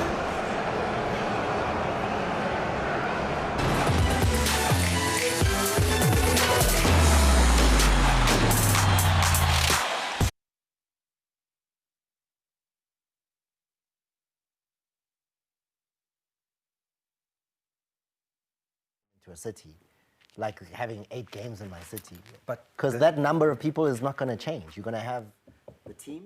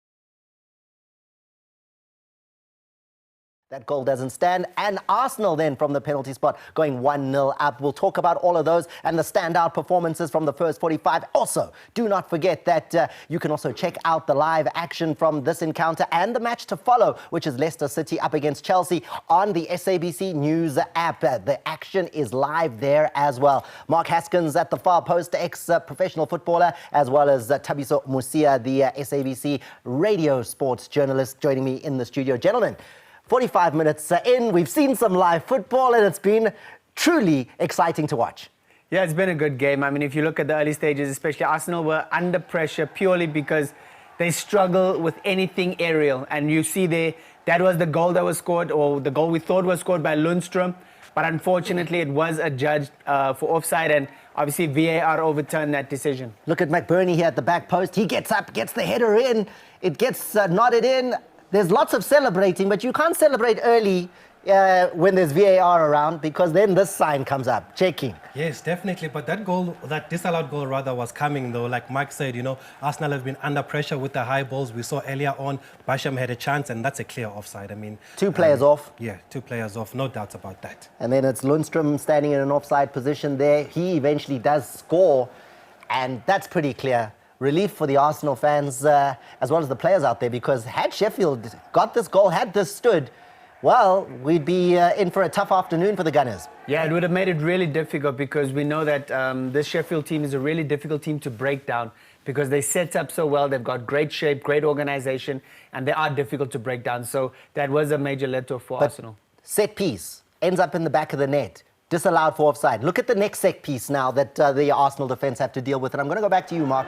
Robinson here, another set piece, long throw. They struggle. The long throw, and again, it's the big man up top, McBurney. He's a typical number 9. He's imposing, gets up really well, and his striking partner, McGoldrick, on the far post, unfortunately can't get a toe to it. And that again shows the frailty in that Arsenal defence when it comes to dealing with anything thrown in the air. Especially without a Rob Holding there in the back, because I've always felt that he gives them much more. He gives them height, he gives them aerial ability, he gives them structure, he gives them a bit of more communication when he's there at the back, and you can see that they're in 6s and 7s there, Thomas. And at that time, Sheffield United were actually dominating the game. I mean, they had a much better start here. First 15 minutes, it was all about them. It took 21 minutes for the Gunners to get into the other half of the pitch and cause some danger. This is how that danger comes, because as you see here on the right-hand side, the man from Cote d'Ivoire with the number 19 jersey on, there he is, Nicolas Pepe, getting the cross in. Yes, I mean, and look at what we're showing now. I mean, that's literally the first time, 21 minutes into the game, getting down the wing. It's on his weaker right foot. We know that he's left-footed, and he loves coming in onto that left. We saw he scored an absolute cracker against Brighton in the 2-1 loss. Came in off the wing, bent it into the far post, but they haven't really given him that kind of joy. That's why he's been forced to go really wide, gets the cross in, and Lacazette, unfortunately, the only man in the box, not able to pose any threat there. And then you mentioned Lacazette. He's instrumental in the next movement, and that is where the referee points to the penalty spot. Here it is. Chris Basham, he comes out to make a little tackle, unnecessary on that position, touches Lacazette, penalty. And that's what happens when you're marking Lacazette, because he's that kind of a striker that can play very well with his back to the goals. He just shells the ball, and you're forced to get into that tackle. And he knew exactly what he was doing there. He knew exactly what he wanted there, and that's the penalty, and it came. Is there contact? There, inside the box. It's enough. Yeah, unfortunately, it is enough. It seemed rather soft at first glance, and Nicolas Pepe with Lacazette being off the field due to that knock. Pepe takes the responsibility and slots it into the back of the net. But the celebration is so subdued, it feels like just a training match. Now, you will remember, those of you with keen memories, that on the 24th of June 2019 at the Africa Cup of Nations, the man scoring here, Pepe, played against Bafana for 90 minutes and had a really good game there with Cote d'Ivoire beating South Africa 1-0. Just connecting these guys to what you have seen on SABC Sport in times gone by. Let's move on as we continue with the highlights package of this one. And again, now Arsenal 1-0 up, finding their rhythm, especially down this right-hand side. Lacazette giving it inside to Pepe. Also good to see Pepe taking more responsibility. I think that goal we spoke about against Brighton when they came back in the second game of the season has given him some confidence now. That's why he was also able to take the penalty, because Lacazette had a knock at the time, and you can see now he's starting to come into his own. And I think that's what the Arsenal fans want from Nicolas Pepe. You know, they want him to make the play, they want him to take the shot because he's got that left foot. We're also hearing the name Alexandre Lacazette a lot. You like him as a number 9? I definitely do, because what he's good at is he forces he makes the defenders do what they don't want to do. He makes them think the ball is there to be won, and then he just puts his body between the man and the ball, and very often he wins fouls like that, and we saw that with the penalty. And we see again, Maitland-Niles bombing down the wing. I still feel like he needs to give a bit more, and that's the two wing-backs involved in this play. We saw Maitland-Niles on the other side, and we see Turney coming in from that left wing-back position. So that shows how adventurous Arsenal are being in attacking positions. If you look at the final move here from Kieran Tierney, that's typical left back volley. I mean, when this comes out to him here, if you're not the left back, you've set it up, you're going to hit the target. Yeah, at least you've got to hit the target. That's not what you practice as a left back. Yes, but they did very well to close him down quickly as he was about to take the shot. There was a defender that threw his body at him there, and I think that put him off a little bit. But maybe if you look at Maitland-Niles, maybe the cross could have gone lower there. There was a better chance if he had played a low cross on the ground there. But it needed Mark Haskins, that one on the edge of the box. Of course. Needed Haskins, that one there. Would have been taking it out of the top corner. And we've got one last moment to look at. The action was thick and fast towards the end of the half. And again, the men in yellow, the away side, the Gunners of Arsenal, continuing to put lots of pressure, arriving in the box again as that man. He's been the man of the half, Nicolas Pepe. Yeah, and he looks the most likely to score. And I mean, great build-up play, because if you look at it, starts obviously on this right-hand side, side for Arsenal, goes all the way to the left. The cross comes in. and cut back from Tony, seeing exactly what Pepe is wanting, what he's doing. And I like how awake he is. He's the right winger, but he realizes nothing for me to do out wide now. Let me get to the penalty spot. Having said that, should have hit the target though. Maybe technically Mark there, what does it not do right? Well, he just doesn't wrap his foot around the ball enough, because when he comes in, obviously, you want to get it, so you're cutting it back a little bit, but he literally just gets it wrong. But also, it just bounces just in front of him.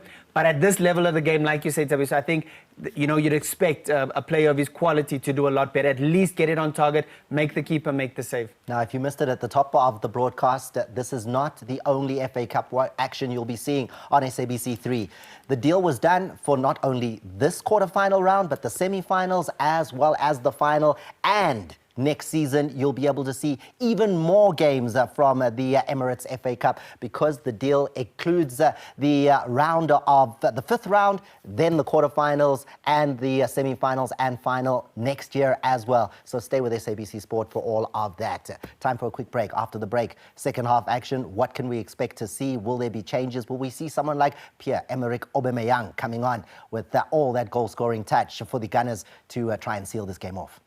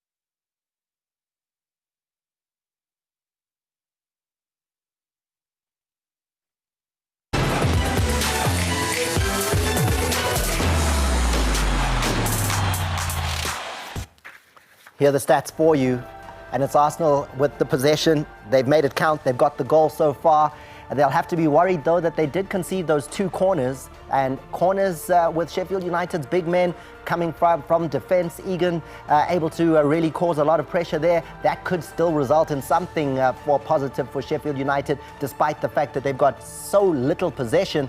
They'll be looking for more set pieces, Mark. Yeah, that's pretty much their route to goal. They know that Arsenal are very vulnerable when it comes to set plays. So the more balls they can throw into that 18 area, the more uncomfortable Arsenal will be, and that's probably their best route to goal. And then look at the action areas. There it is. The Gunners are not exactly camping in the Sheffield United last third of the pitch. Only 19% of the time are they spending there. And on the other side of the field, it's also a case of Arsenal getting 34% of the time in the attacking last third for Sheffield United. Then down the right-hand side is Sheffield United's weakness there, but the strength for Arsenal has been 41% down the right there with Pepe. Definitely there with Pepe and with Maitland-Niles also pushing in to just join him in the attack there. And I think Sheffield United should not be disheartened at this break, Thomas. They've had a few chances. I think they can believe that they can still sneak in a goal, especially using those high balls to their advantage and putting that Arsenal central pairing under pressure there. There's still a lot in this game for them. Because as much as they haven't had too much possession, and yes, towards the end of the half, we did see Arsenal starting to really ask a lot more questions. The halftime break coming just in time so that they went in at 1-0. The thing is, when you look at the game, it's pretty evenly matched, because when you look at the possession, it suggests that Arsenal are completely dominating the game, whereas that's not the case, because most of that possession is pretty much their centre back, the three centre backs and the goalkeeper. They haven't really had a lot of possession in that attacking, in the attacking third. So they haven't been putting Sheffield under a great deal of pressure. So still a lot for them to do in this game. I don't think that they've done as well as they would have wanted. He found the net, Lundstrom, but the goal was disallowed. 78% of his passes are being made, so he's influential there. Forward passes only 2, which is also an indication of the fact that there's quite a lot of ineffectiveness happening at Sheffield United. Well, Lundstrom obviously he got substituted, so that played a big role in maybe his stats not telling a lot. But Oliver Norwood, he's done exceptionally well. He's pretty much the holding force in that midfield and allows everyone else around him to get forward. But he leads the league in passes in the last third, but only 2 forward passes as well. So Arsenal doing well to keep him quiet. Yeah, I do think he needs some assistance though. Maybe they bring in a Moose there just for more pace going forward. Let's get to our commentary at Bramall Lane. Can Sheffield United get back into this one? They're 1-0 down against Arsenal in the FA Cup quarter-final. Time, we're ready to go with the second half. Nicola Pepe's penalty giving Arsenal a slender 1-0 lead at the break, so very much all to play for. But from Sheffield United's point of view, Matthew Upson, I think maybe just a bit more intensity from them might just mix things up a bit and help them to get back in the game. For sure. I mean, we spoke about having to manufacture that intensity before the game with the lack of crowd and home advantage, and it's something they probably haven't quite done well enough since the restart, and I'm sure that Chris Wilder will be trying to instill that in his team in this second half FA Cup tie. You see from those flags it's a bit blustery and gusty at Bramall Lane, as indeed it was at Carrow Road last night. It really was very gusty at Carrow Road, and it actually had a little bit of an impact on the game, and perhaps that's something that's going to develop a little bit more. You can see the flags there and the shadows on the pitch. It's breezy out there. Well, Sheffield United looking to make a bright and breezy start to the second half as the ball is cleared away by Shkodran Mustafi. They need to start the second half like they did the first, really, to try and get back into this one, because other than that opening 10 minutes, Arsenal were pretty comfortable. Absolutely, it's the way they're going to win the game, Sheffield United, just applying that pressure. It's relentless, it's hard to defend against. Getting down the sides of that back three is one thing about playing a back three. You can be a little bit exposed in behind the wing backs when they push forward, and Sheffield United have definitely got the players to run those channels. George Baldock with the throw-in. It's Joe Willock challenging for the ball, sending it out for another throw-in for the home side. Baldock longer this time, and McBurney doesn't make contact, but McGoldrick has done well there to keep it in play. George Baldock's delivery, and Mustafi with the header clear. Pepe's touch and the chase against Fleck. Fleck needed to be careful not to go diving in there, having had his name taken in the first half. I definitely think that was on his mind, wasn't it? He stayed on his feet for one moment there. I thought we could see a lunge, but yellow card from the first half definitely registered in his mind at the time. You could almost see a quick thought bubble coming out from the top of his head. Oh, better not go diving in here. Definitely, especially with Pepe, who's got the ability just to put the afterburners on and get a toe on the ball. McBurney feeding it in, Ender Stevens. Nice bit of skill from the Irish fullback. Can't quite find Sander Berge, and it's cleared by David Luiz.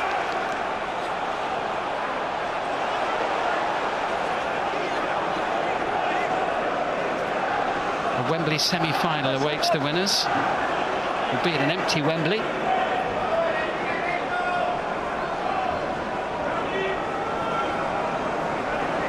In towards McBurney, and safely into the gloves of Emi Martinez. Some serious pace on that, didn't it? It skimmed off McBurney's head and went into Martinez with real pace, like it had been a shot. Yeah, it barely needed a flick, did it? No, it was a very flat ball, wasn't it?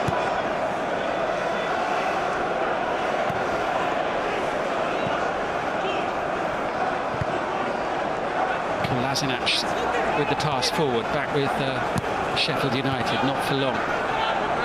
Bukayo Saka.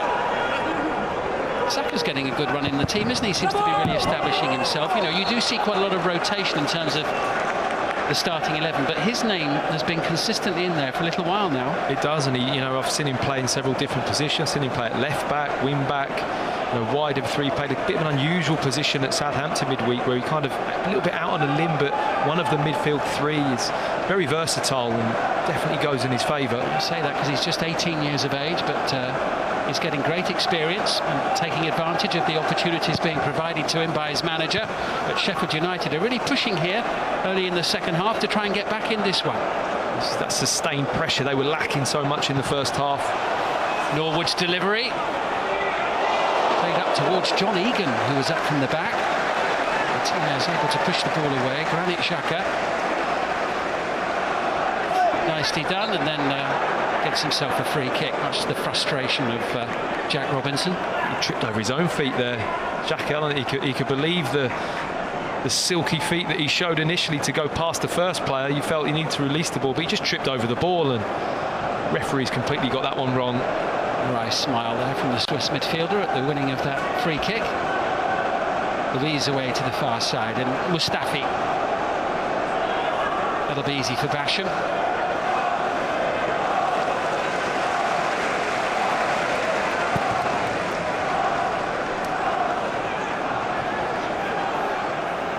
Mustafi on the end of it. Willie Norwood sends it forward. McBurney up to McGoldrick. Sliced out of play off the left boot of Granit Xhaka. Pepe just going down in a slight collision with John Fleck. Stevens quick to take the throw. And, quickening of the tempo from the home team. Basham. Sheffield United forced to make a change during the first half. John Lundstrom going off with a left shoulder injury. Sander Berge, a Norwegian international, on to replace him as Fleck sends it right across the face of the goal, just ahead of Berge. Funny, because I can just hear Chris Wilder shouting quicker to the players when they're moving the ball, and it is definitely a feature in this restart that's hard to recreate. Moving the ball quicker, it's the way you create space against the opposition. Definitely wants his team to raise the tempo, as we've spoken about. Well, it went all the way the last time these two sides met in the FA Cup at Bramall Lane. It was 15 years ago in a fifth-round replay after a goalless draw. Arsenal won on penalties. A decent game as well, actually. Both sides to be rather keen to get it done in 90 minutes, given the schedule that they've got here in this summer of football in England. The Premier League matches coming thick and fast, as well as the latter stages of the Emirates FA Cup. Good play by Berge. He was strong under pressure there from Tierney. David Luiz winning it back. Willock now, leaving McBurney trailing in his wake. There's a soft free kick to concede by Saka. I thought the referee was going to pull back a foul for that there. Willock done so well to stay on his feet, almost to his disadvantage, because then Saka gives a really sloppy foul away. McBurney on, Luiz under pressure from McGoldrick.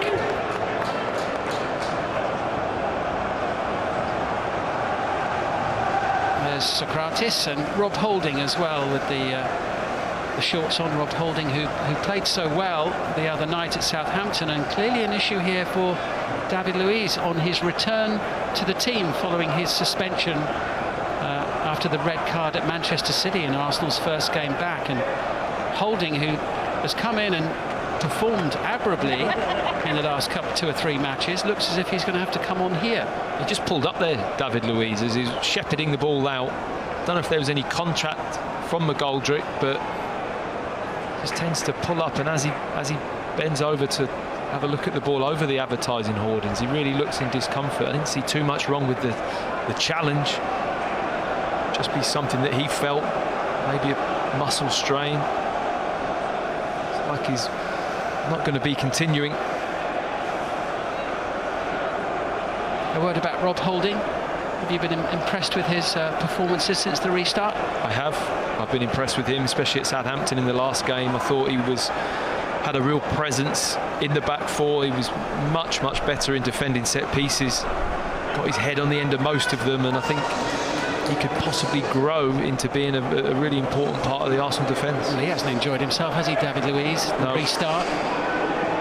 sent off in the first game back and now injured on his return. David Luiz off, Rob Holding on.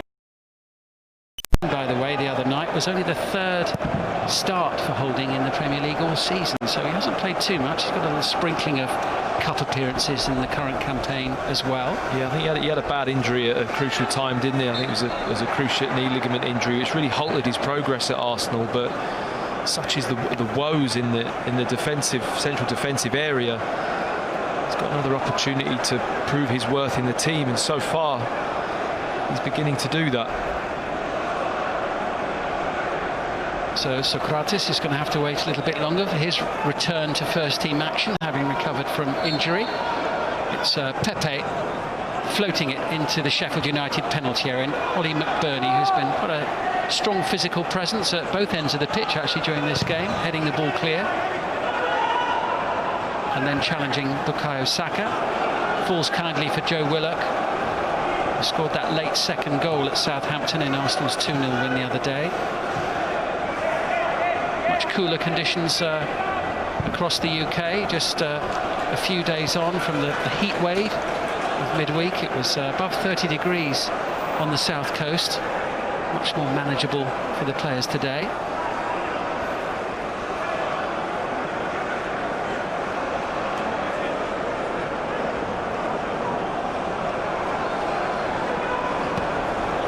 Touch from McBurney, looking for McGoldrick.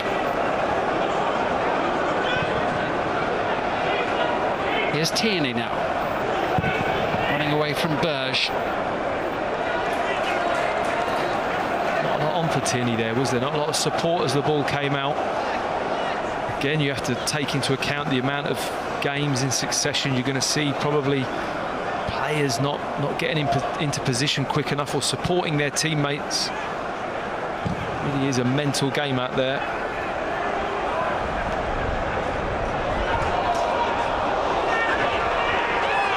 Martinez just in communication with the officials on the near side.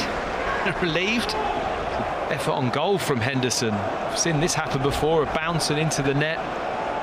Paul Robinson, I remember scoring a goal like that. Incredible distance on it, caught in the wind. We've mentioned how blustery the wind is. Yep. And it was almost something from nothing. As Martinez sees it over the top of the crossbar. It's dubious whether he did actually get a touch on that. He's saying no.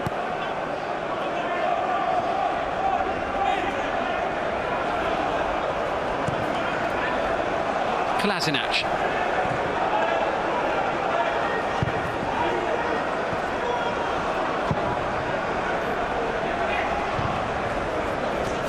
Bulldog with a header forward. Berge on in towards McBurney. They'll get a free kick for that one. You mentioned, Matt, the game's coming thick and fast. Arsenal back in action in the Premier League on Wednesday. They're at home to the bottom club, Norwich. And then they're away at high-flying Wolverhampton Wanderers next weekend, next Saturday. It's a tea-time kick-off in the Premier League.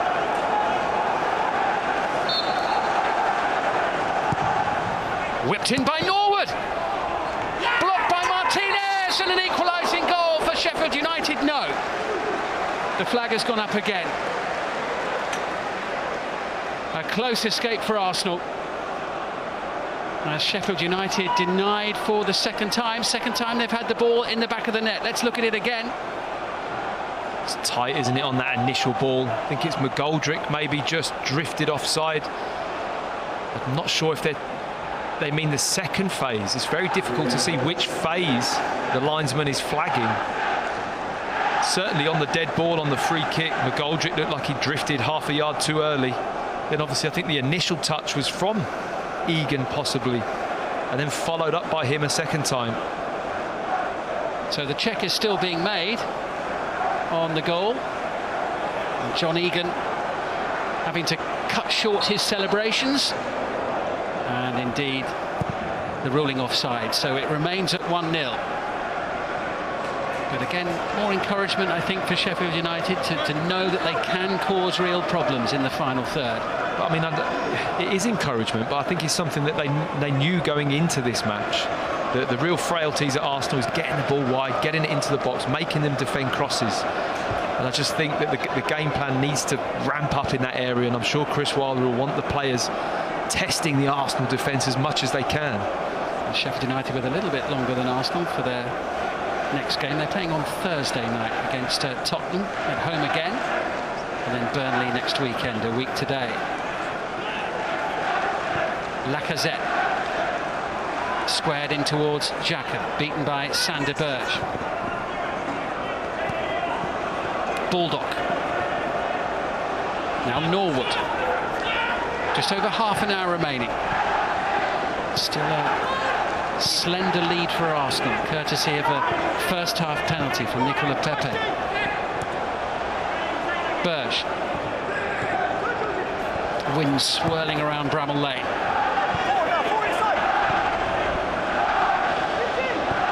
McGoldrick tries to move it away from some of the traffic, find a bit of space out wide. Here he is again. Robinson's delivery, and the stooping header just wide from Basham. Well, it certainly looked to me like he was going to get that one on target as he holds his head in his hands, Basham. A lovely delivery, wasn't it? Such an inviting ball to header. Whipped in with the left foot, clearly onside. He's really got to hit the target there. It's a perfect delivery of him to dive on. He's just got to head it back across the goal, and he just stoops at the final moments. Maybe just misguides it.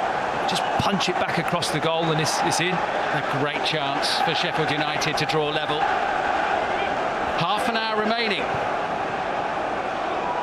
And Granit Xhaka stretching, losing possession, but able to win it back and turn the tables and set Arsenal onto the front foot now with Pepe. Willock in the centre. Saka as well. Lacazette wants it. And down on the edge of the box was Xhaka trying to get a free kick, and the referee had a great view and said no. Ender Stevens for Sheffield United. It's really starting to open up here, and McBurney will chase, and Martinez pouncing on it. Yeah, opening up is definitely what's happening. It's going end to end. It's good to see Arsenal on the counter-attack, but Xhaka trying to buy a free kick, which I felt the referee was right in not awarding. This is dangerous for Arsenal. Holding, just doing enough, and Martinez getting out to smother the through ball.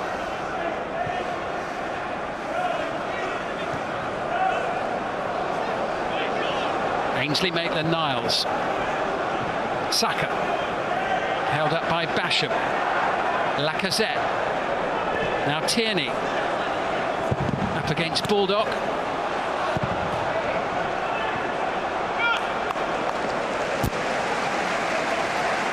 We're going to see the game a little bit more stretched now, aren't we? Spaces are going to start to open up. Whether either team can exploit them. Well, Sheffield United are going to make a change here.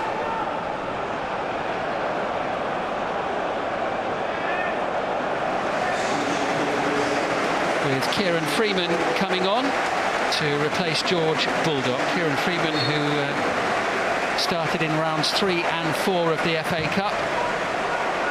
Coming on for Sir Wallace, some rare first team action for him.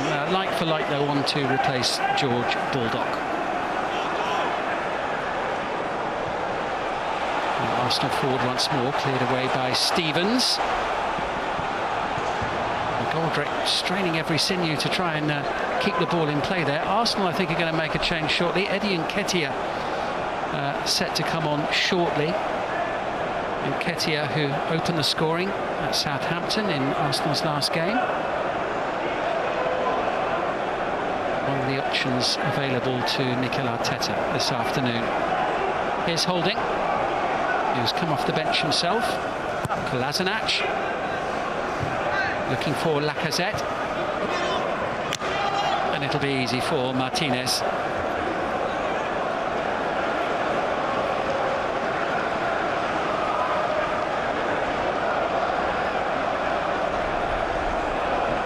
Well, it's been better from Sheffield United since half-time in terms of trying to get back in the game. They have clearly upped the tempo. Yeah, I would say so. They're starting to be a little bit more direct, create a few more opportunities. Had a great opportunity to score with Basham, but Arsenal handling the game relatively well, trying to slow the tempo at every opportunity.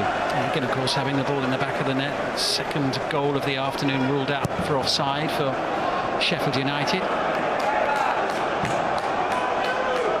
Both decisions pretty tight as well, weren't they? Arsenal grateful the VAR is up and running. Decent effort from him as well, wasn't it? Yeah. Goal kick. Really caught a gust of wind on its way through. Almost bouncing over Martinez into the back of the net. Fleck now. Stevens. Norwood.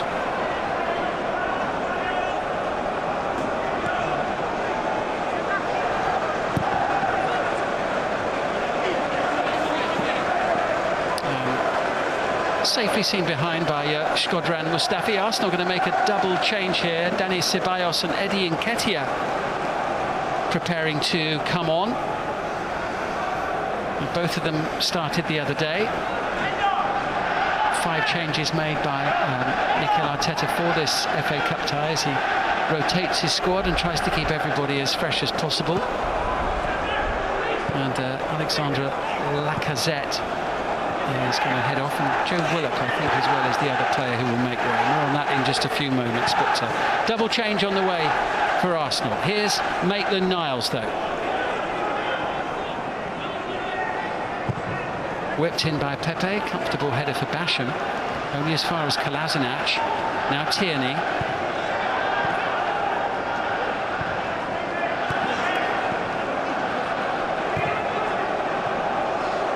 The little flick from Willock not quite coming off.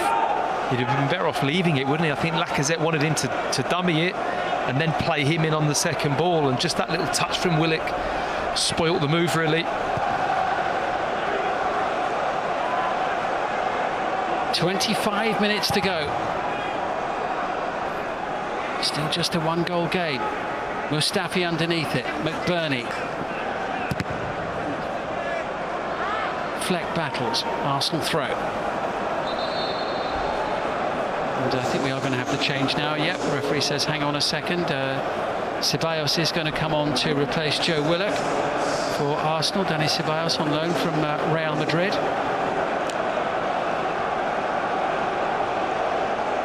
Willock's had a pretty good week though, coming off the bench and scoring at St Mary's, and then getting a start in this FA Cup quarter-final. Ceballos having to come on after just 8 minutes of the opening game after the restart, when Granit Xhaka went off having sprained his ankle. And Alex Lacazette, the player who was fouled for the penalty, is the other Arsenal player who will make way. Eddie Nketiah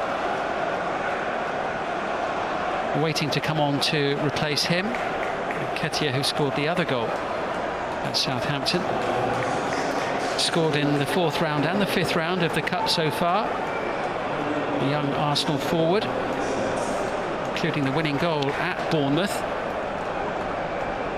Looking to continue his FA Cup form.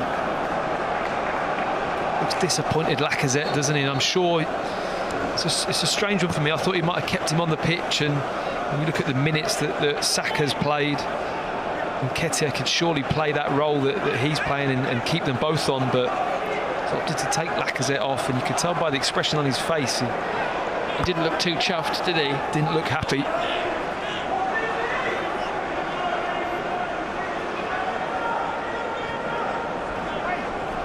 Arsenal with some defending to do as McBurney sends the header over. Sander Berge now on the turn. Block made by Kolasinac. And thumped clear by Bukayo Saka. Time here for John Egan. Here's Robinson.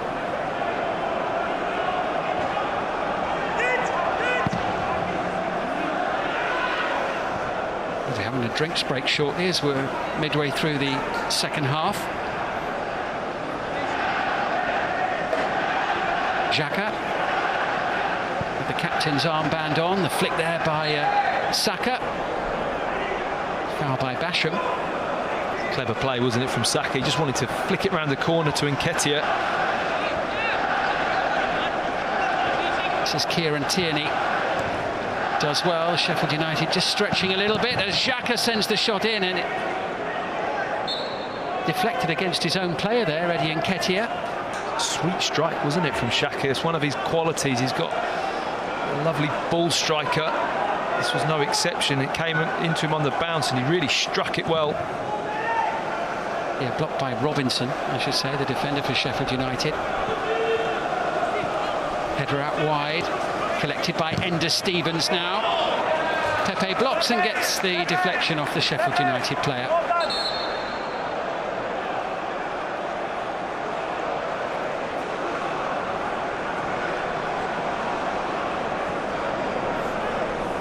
The scene at a mostly empty Bramall Lane from up on high. A bird's eye view as the players wander across for their second half drinks break. I wonder what Chris Wilder will be saying to his players at this point. They're still in this tie. Definitely raise the tempo, move it quicker, be as direct as what we can. And I think, you know, that's his message from what I've been hearing. It's been a constant message this second half. I think there has been a reaction from half-time. Question is it going to be enough?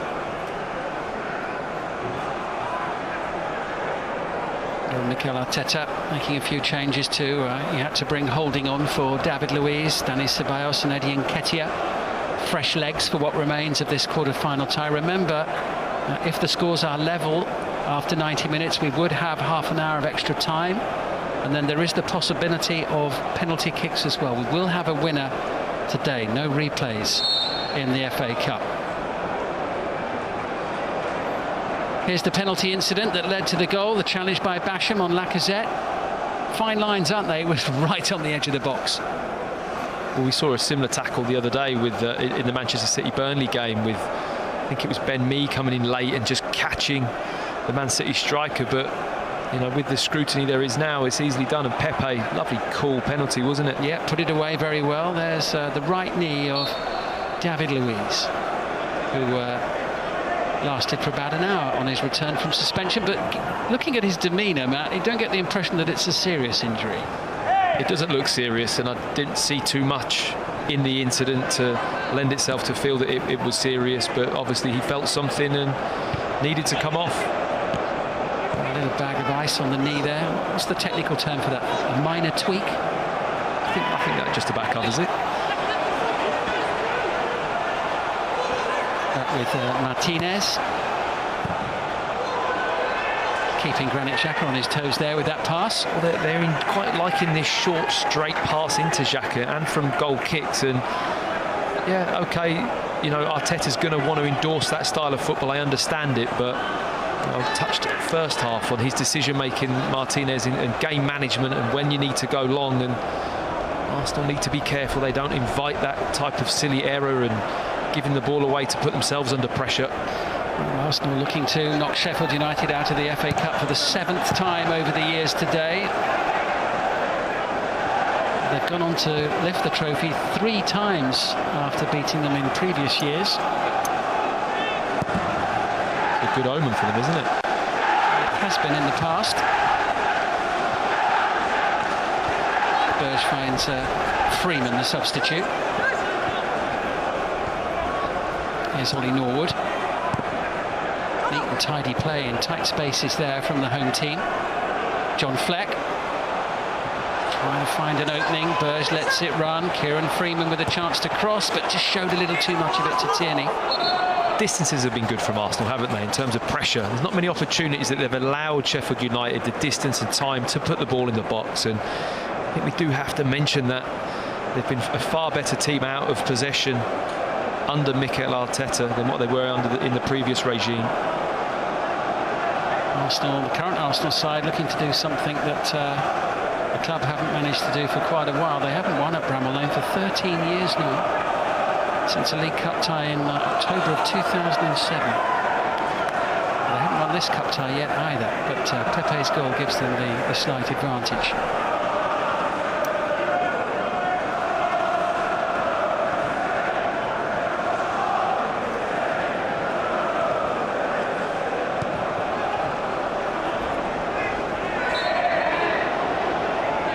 Free kick for the challenge on Nketiah.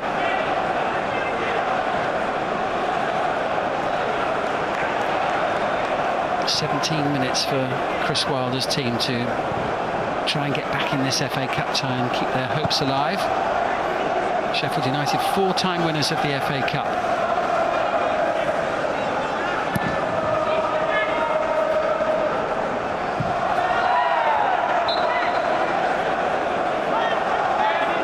Free kick conceded by Nketiah. Freeman's going to leave it to Norwood now.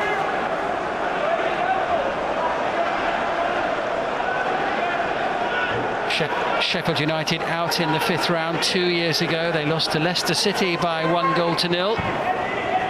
Are they going to go out at the 5th round stage again, or can they get back into it? Didn't quite drop well enough for Berge to make a nice clean contact. Headed back in by Freeman, away by Holding. Pressure still on the Arsenal defence here. Holding once more. Berge again. Closed down by Ceballos, and Kolasinac begins a passing move as Arsenal look to get on the front foot, and Nketiah just taken out of the game there by Jack Robinson, who receives a yellow card. No complaints about that one. No, super play, wasn't it, from Nketiah and Saka.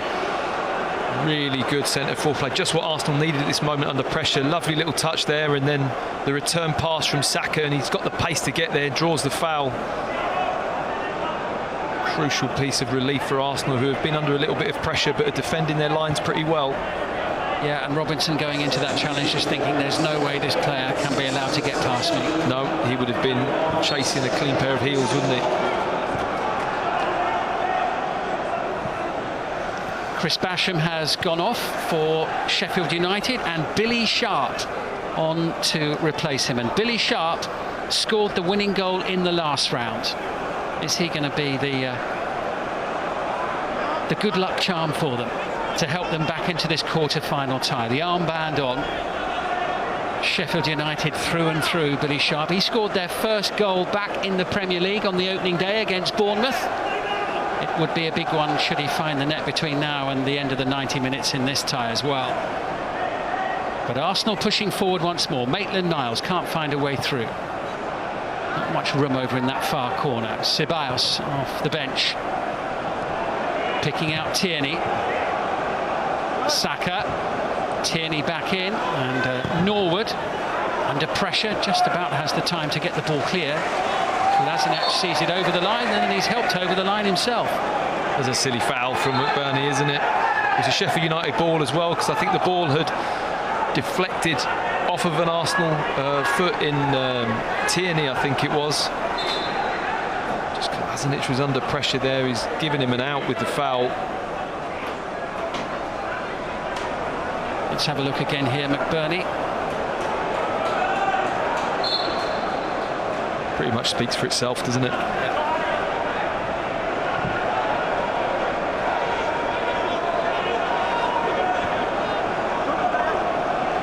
Here's Ender Stevens for Sheffield United. Bounce falls kindly for David McGoldrick. Can he take advantage here? Gets a little deflection as the ball goes behind.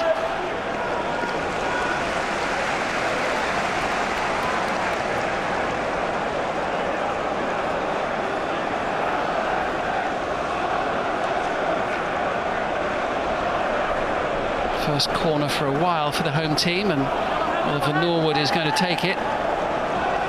Pretty sharp among those waiting in the centre. Here it comes towards McBurney, but the header in the end was off Robinson. Yeah, Arsenal just doing enough. I think it was Xhaka just with the challenge. Sometimes you don't have to win the ball, you just got to do enough to put your opponent off, and it's really going to be the task for Arsenal, you feel, in the last quarter of an hour of this game. With Ceballos there, not looking to head the ball, but just looking to make things difficult for McBurney. In the end, Xhaka gets up there and just puts, I think it's Robinson off with the header.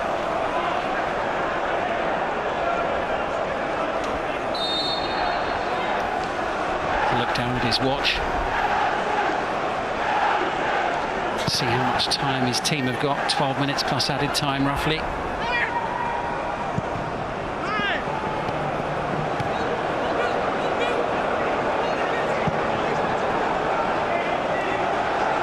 Here's Holding. Mustafi.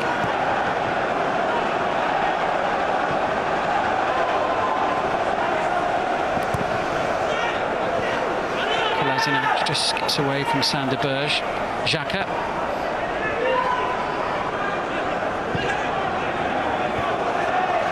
His Arsenal career's picked up a lot, hasn't it, considering the blip that he had earlier in the season, Granit Xhaka?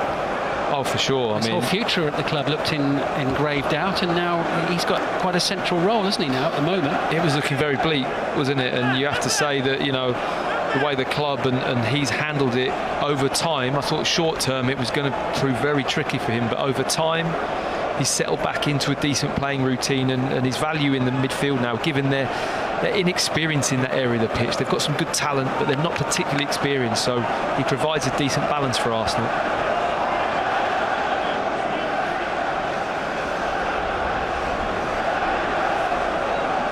Pierre-Emerick Aubameyang among the substitutes for Arsenal. It's his first involvement in a matchday squad in the FA Cup. They've allowed him to have a little rest so far during the FA Cup campaign.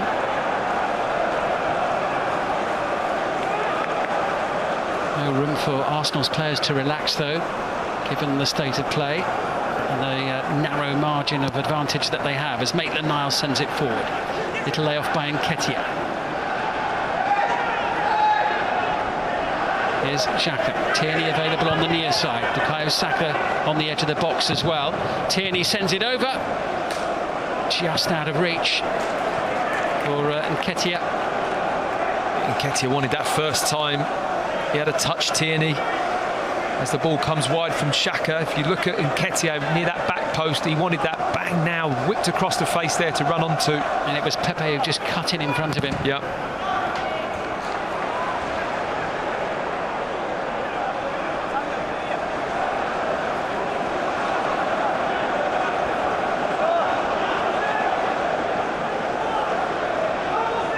Mikel Arteta tasted FA Cup success as a player, looking to lift the trophy back at Arsenal.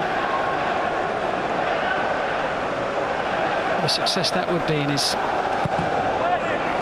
first season in charge, but plenty to do before they get to that point. Bukayo Saka challenging with Fleck, all up towards Sharp. Won by Tierney initially, Holding going for it.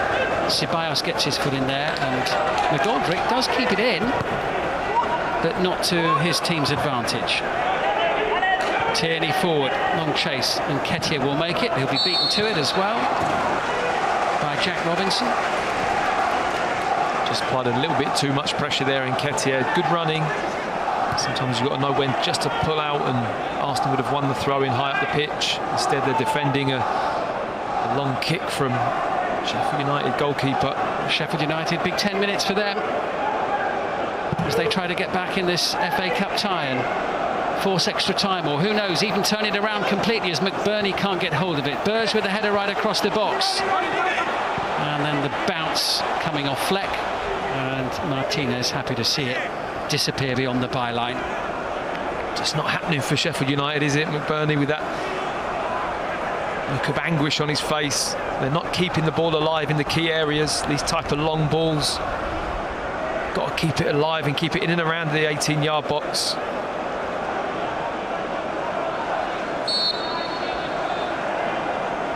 It's a really good touch, isn't it, from McBurney? Just pulls it out of the sky. Felt kindly for Mustafi as Emi Martinez gets it away.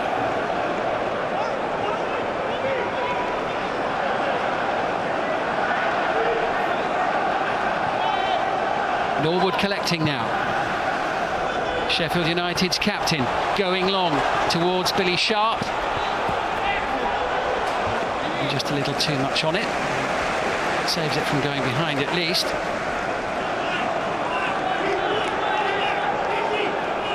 And Sharp having taken over as the captain, having come off the bench.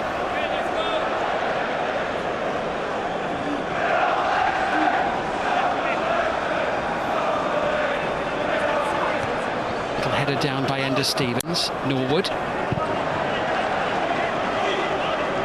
Bit of a chase here for Kieran Freeman. He's got Saka for company. Well, we've seen how far Henderson can send the ball.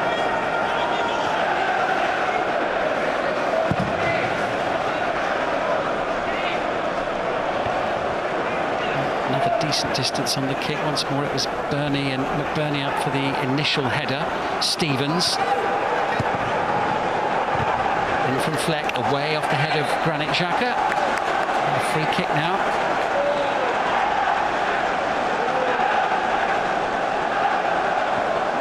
Definitely an art to placing yourself in the right position as a centre forward when your team's under pressure, to be able to influence the ball when it gets cleared. And since he's come on, and Nketiah has done that very well, just relieves the pressure for Arsenal.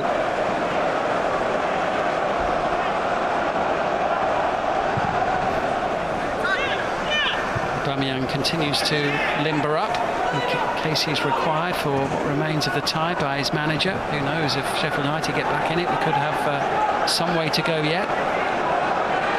4 games without a goal in the Premier League for Aubameyang, which doesn't sound much, but it's the first time he's gone 4 league games without a goal in about 5.5 years. He's such a prolific goal scorer. Again, McBurney tries to flick it on. And Nketiah bearing down on John Egan.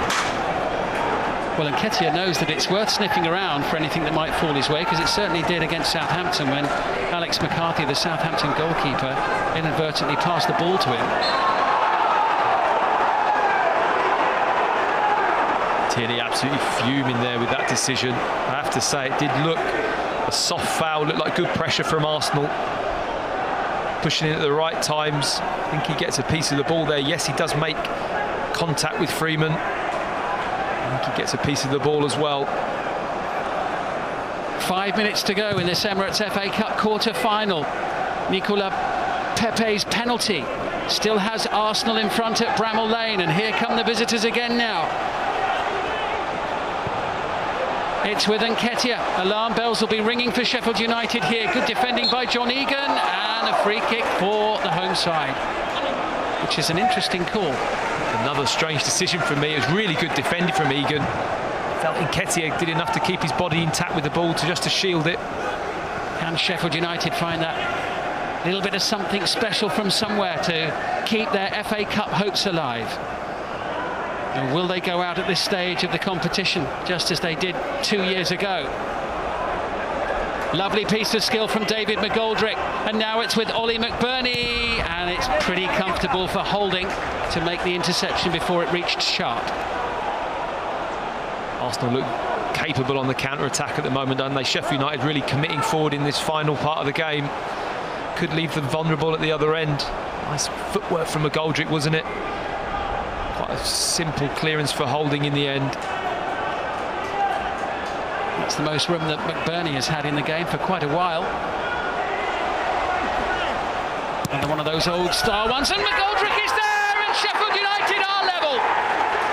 In the 87th minute, they finally have reward. And David McGoldrick is the player who has brought Chris Wilder's team level with Arsenal in sight of the finishing line in this FA Cup quarter-final tie. The Blades are back in it, 1-1. Well, it was just a disastrous set-piece defending from Arsenal. It's a really drilled throw-in, isn't it? But Holding gets his timing all wrong. I know we've given him a lot of praise for how well he's defended the box, but he just gets up too early. It leads Kolasinac, it takes him by surprise. He doesn't deal with it. It's a shambles, really, isn't it, from the 3 Arsenal centre-backs not to cope with this ball. It hits all Mustafi as well, and it just pops up for McGoldrick. It's a simple finish, but an absolutely shambolic piece of defending from Arsenal.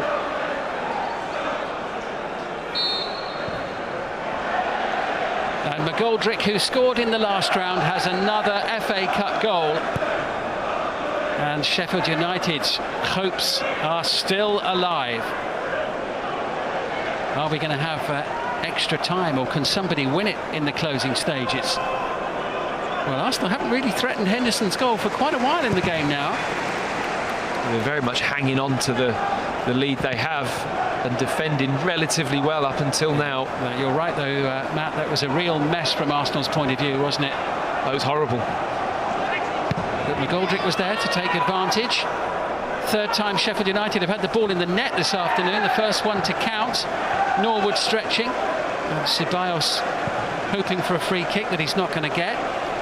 Well, there's one team putting the pressure on here at the end of the game, and they're playing in red and white. And there's another set piece to defend. Sheffield United will really fancy themselves to put a good delivery into the box and test Arsenal again. Still time for somebody from either side to score a winning goal here as we head towards the final minute of the 90. We're heading for at least 5 minutes of added time, I think, at the end of this one.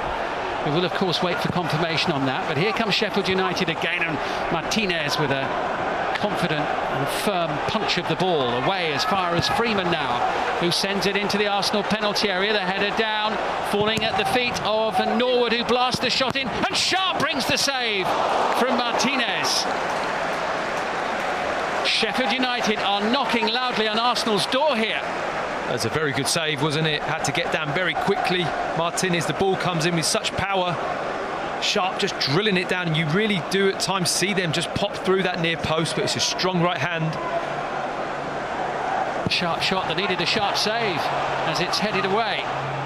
Only as far as Saka, and there's going to be a free kick and a little bit of breathing space for Arsenal, who suddenly don't look quite so comfortable at all here in the closing stages of this one. We're almost at the 90-minute mark.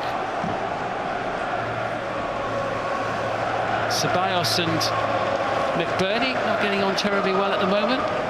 Well, it is frustrating when you're being marked by a player that's not looking at the ball and just looking to impede you. And Ceballos has to be careful. There's one thing, you know, making it uncomfortable or difficult for the opposition, but you have to be turned and looking at the ball. Otherwise, for me, it's just a clear obstruction. Now we're in added time, and the board telling us that indeed we do have 5 added minutes. 5 minutes for someone to find a winning goal and avoid extra time here in this FA Cup quarter-final. And now Saka pushing forward for Arsenal. He's got Nketiah on the near side. Pepe wants it as well. Nketiah sends the ball across. It's Nicola Pepe. Ender Stevens was there, but Dani Ceballos has it now for Arsenal, and Dani Ceballos, the substitute from an acute angle, has turned the tie in Arsenal's favour once again. What late FA Cup drama, and Arsenal's lead is restored in added time at the end of the match. We really are getting the feeling of the FA Cup in this tie now, aren't we? We've waited a while, but it really has hotted up towards the end of this match. I really thought the chance had gone when Pepe's touch. It's a nice ball here from Nketiah. This touch from Pepe is not great. Can't manufacture it onto his left foot, but Ceballos is great support work from him. Has a lovely touch and just sees Henderson come out with that kind of Peter Schmeichel type starfish spread. But he knows where the spaces are and where the gaps are, and he slots it beautifully into the near post. It's a really composed finish. You have to give him credit for picking it out and just placing the ball exactly where he wanted to put it. It's an absolutely smashing finish from Dani Ceballos for Arsenal, but it is a stiff punch in the guts for Sheffield United so soon after drawing level in the game. And there isn't much time for Chris Wilder's team to do anything about it. Can they now pick themselves up off the canvas? Remember, we're playing a minimum of 5 minutes of added time. With Nicola Pepe leaving the field and Socrates making his return from injury. Arsenal now deciding that they want to shut the door as best as possible here. So no chance of seeing him then at the moment. No, Arsenal just want to ensure there's no other defensive mishaps. All hands on deck then for the Gunners between now and the final whistle to try and preserve the lead that they have. But he must have thought his team were right back in it. It's hugely against the run of play, isn't it, that goal? And they were showing all the pressure. Yeah, the pendulum seemed to be swinging Sheffield United's way. Completely, and at that point, you know, you really felt they were the dominant force in the game, but such as Arsenal's quality and the counter-attack, it was brilliant backup play from Ceballos, wasn't it? I thought the chance was over with Pepe, but really good support play from the substitute. Yeah, and you've got to give them credit for hitting back straight away after the disappointment of the manner of the late equalising goal they conceded. But Sheffield United aren't done yet. McGoldrick goes over and hopes that he'll get a free kick in a nice position from the referee. It's given the other way, which clearly he's not entirely in agreement with, it must be said. No, he doesn't look happy. But I have to say, Xhaka does that a lot. he sometimes goes over and is waiting for the referee to give the foul. It can be dangerous because if the referee doesn't agree with him, he's on the floor and the opposition are running away with the ball. This would be big for Arsenal, wouldn't it, Matt, and for Arteta? I mean, considering it's not gone quite so well in the league, has it? No, it's a big win. If they win this game, it's just another confidence boost, and you know, it's working on the resilience of this team. It's been a key factor in their failures in recent season. He wants his team to become tougher and be able to see out difficult fixtures like this. The FA Cup, an opportunity for some silverware as well, and to make up for their, what has been at times lacklustre league form, which has left them well short of their usual high standards this season in terms of their position and their competitiveness. And it's going to be a free kick for Arsenal, much to the frustration of the home players. I'm not sure what the referee wants John Fleck to do at that point. He's scrapping for his life to stay in this FA Cup tie. He has to compete for the ball. It's unfortunate that Ceballos gets hit with it, but Fleck clearly jumps in and wins the ball. Okay, it comes off his shoulder. Suggests the only thing the referee can see here that it is dangerous play. And my view is it's just fair game to compete for that ball. Sometimes people do get hurt in the process.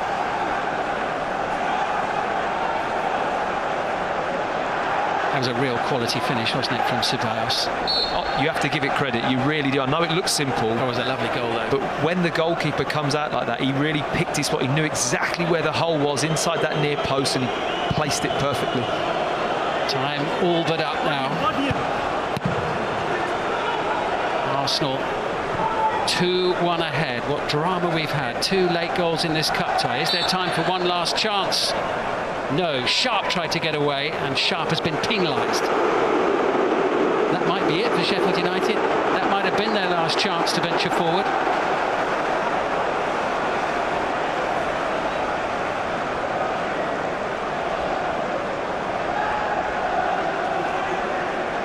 Well, it's been a good effort from Chris Wilder's team, particularly in the second half.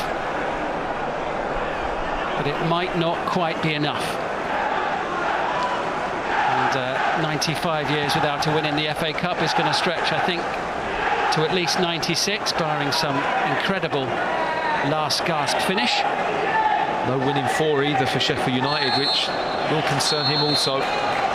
There goes the final whistle. Mikel Arteta and Arsenal are through to the last 4 of the Emirates FA Cup. A Wembley date awaits for them. They did it the hard way. Nicola Pepe giving them the lead from the penalty spot in the first half. Pegged back in the 87th minute. A defensive mix-up. David McGoldrick taking advantage. But that man there off the bench to win the tie, Dani Ceballos, the Spanish midfielder, with an exquisite finish from a tight angle in the first minute of added time to ensure that McGoldrick's joy, having scored for Sheffield United, was short-lived. And despite their best efforts, the home team ultimately have just lost out here. Arsenal march on. They've beaten Sheffield United by 2-1 at Bramall Lane.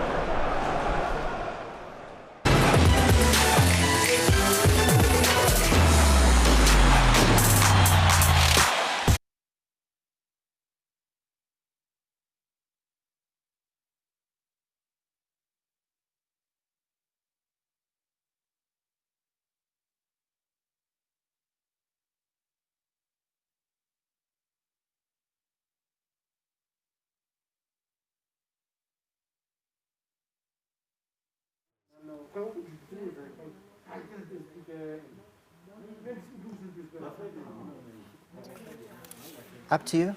Up to you. No, it's Norwich next.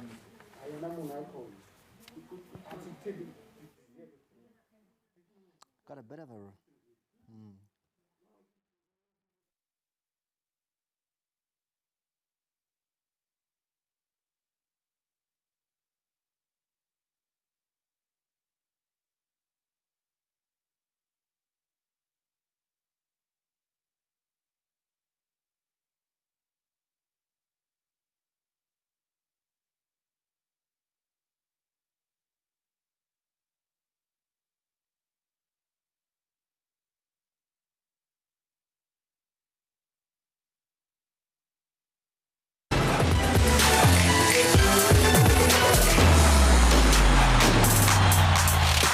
What a game in the FA Cup, and what another statistic to throw out you for the Arsenal. That is now 14 times out of the last 16 times that Arsenal have been in a quarter-final. They've moved on to the semi-finals. They joined Manchester United in the Emirates FA Cup semi-finals, and we still have a match to come right here on SABC 3. We'll begin the build-up to that one very shortly, and that is the game that sees Leicester City up against Chelsea, number 3 and number 4 on the Premier League table. Tight encounter, big stars out on the field, and I can't wait to get into that conversation. But this game, Tabiso, it had everything in the second half, and we've heard coaches say it in the past. Why can't a team play like they're 1-0 down from kickoff? That was the story for Sheffield today. Definitely, and to think that the 2 goals are also disallowed for offside, and rightly so. I think Sheffield United will be hard done by this result. I think they were the stronger, probably the better team. Even in the second half, you could see that they were pushing and they were putting Arsenal under a lot of pressure, and they could have sneaked it at the end. But credit, though, to Arsenal for showing the character, because this is not what Arsenal is known for. You know, usually if they concede late in the game, then they just collapse like that. You're sounding a bit like a Tottenham fan. Definitely not at all. So, I mean, the team won. I mean, Arsenal did enough to win the game today, and you're still a little bit down on them. Yeah, but I mean, from the Arsenal that we know, I think if you had swapped the jerseys of the teams, you wouldn't have been sure which team is Arsenal and which team is Sheffield United. Yeah, they really gave it their all, Sheffield United. But I think the experience and the cup pedigree of the Arsenal showed here. And Arteta will be happy because there's a game coming up on Wednesday against Norwich in the Premier League. They've got away from Sheffield, a trip away from home where they haven't been good, the Gunners. They get another victory. So that's 2 away victories in a row now. Yeah, definitely. And, you know, things are looking up for them. And they had a terrible start coming in with a 3-0 loss to Man City. Then the results have gotten better, and it shows there's signs of improvement. I do agree, though, it wasn't a convincing performance from Arsenal. And when they look back at this, they're going to say that, you know, they probably in this game, they didn't deserve the victory, you know, a clear victory. And they would expect, coming in against a team that's low on confidence, you would expect Arsenal to just run over them. But this is far from the Arsenal that we know and love. You remind me of Pizzo once saying, "Why do I need 3?" Speaking about an Arsenal here. Yeah. No need for a third goal, no need for fancy stuff. It's a cup game, business done, 2-1. We're off to the next round. Doesn't have to be a good performance. Well, that's what you need in the cup. I mean, whether you win 24-0 or you win 1-0 in the cup, you still go through to the next round. But I still think that this performance by the Arsenal still leaves a lot of questions to be answered, especially in that central defence, especially how they deal with the high balls. You also have a situation now of games coming thick and fast, Arteta making changes that maybe destabilised how Arsenal were playing in the first half, especially with a player like Nicolas Pepe coming off the field. He was really incisive. He comes off, Arsenal suddenly don't look as good. Yeah, I mean, obviously, he did make a few changes. They weren't, even in the first half, as convincing as you would have expected them to be. But what I think is happiest about would probably be the fact that he didn't need to bring on Aubameyang. He got him to rest, and he was able to spare him in this game. There's the 38-year-old. That's something that we need to talk about a little bit. 38 years of age, he's already in charge of a massive club like Arsenal. I think the plan is clear. I think Arsenal are building for the future. They've got a long-term plan with Mikel Arteta, because when he was appointed, I mean, there was a big-name coach like a Carlo Ancelotti that was available. If they'd wanted immediate success, they could have gone for him. But they've got a plan with Arteta, and they believe in him for the future. Few conversations taking place amongst the Gunners. They still need to was that social distancing there, the ka? Anyway. You can see the way they're walking off the field, Thomas, that they're probably also not convinced with that performance, but they did what was needed and they threw to the next round in the semis.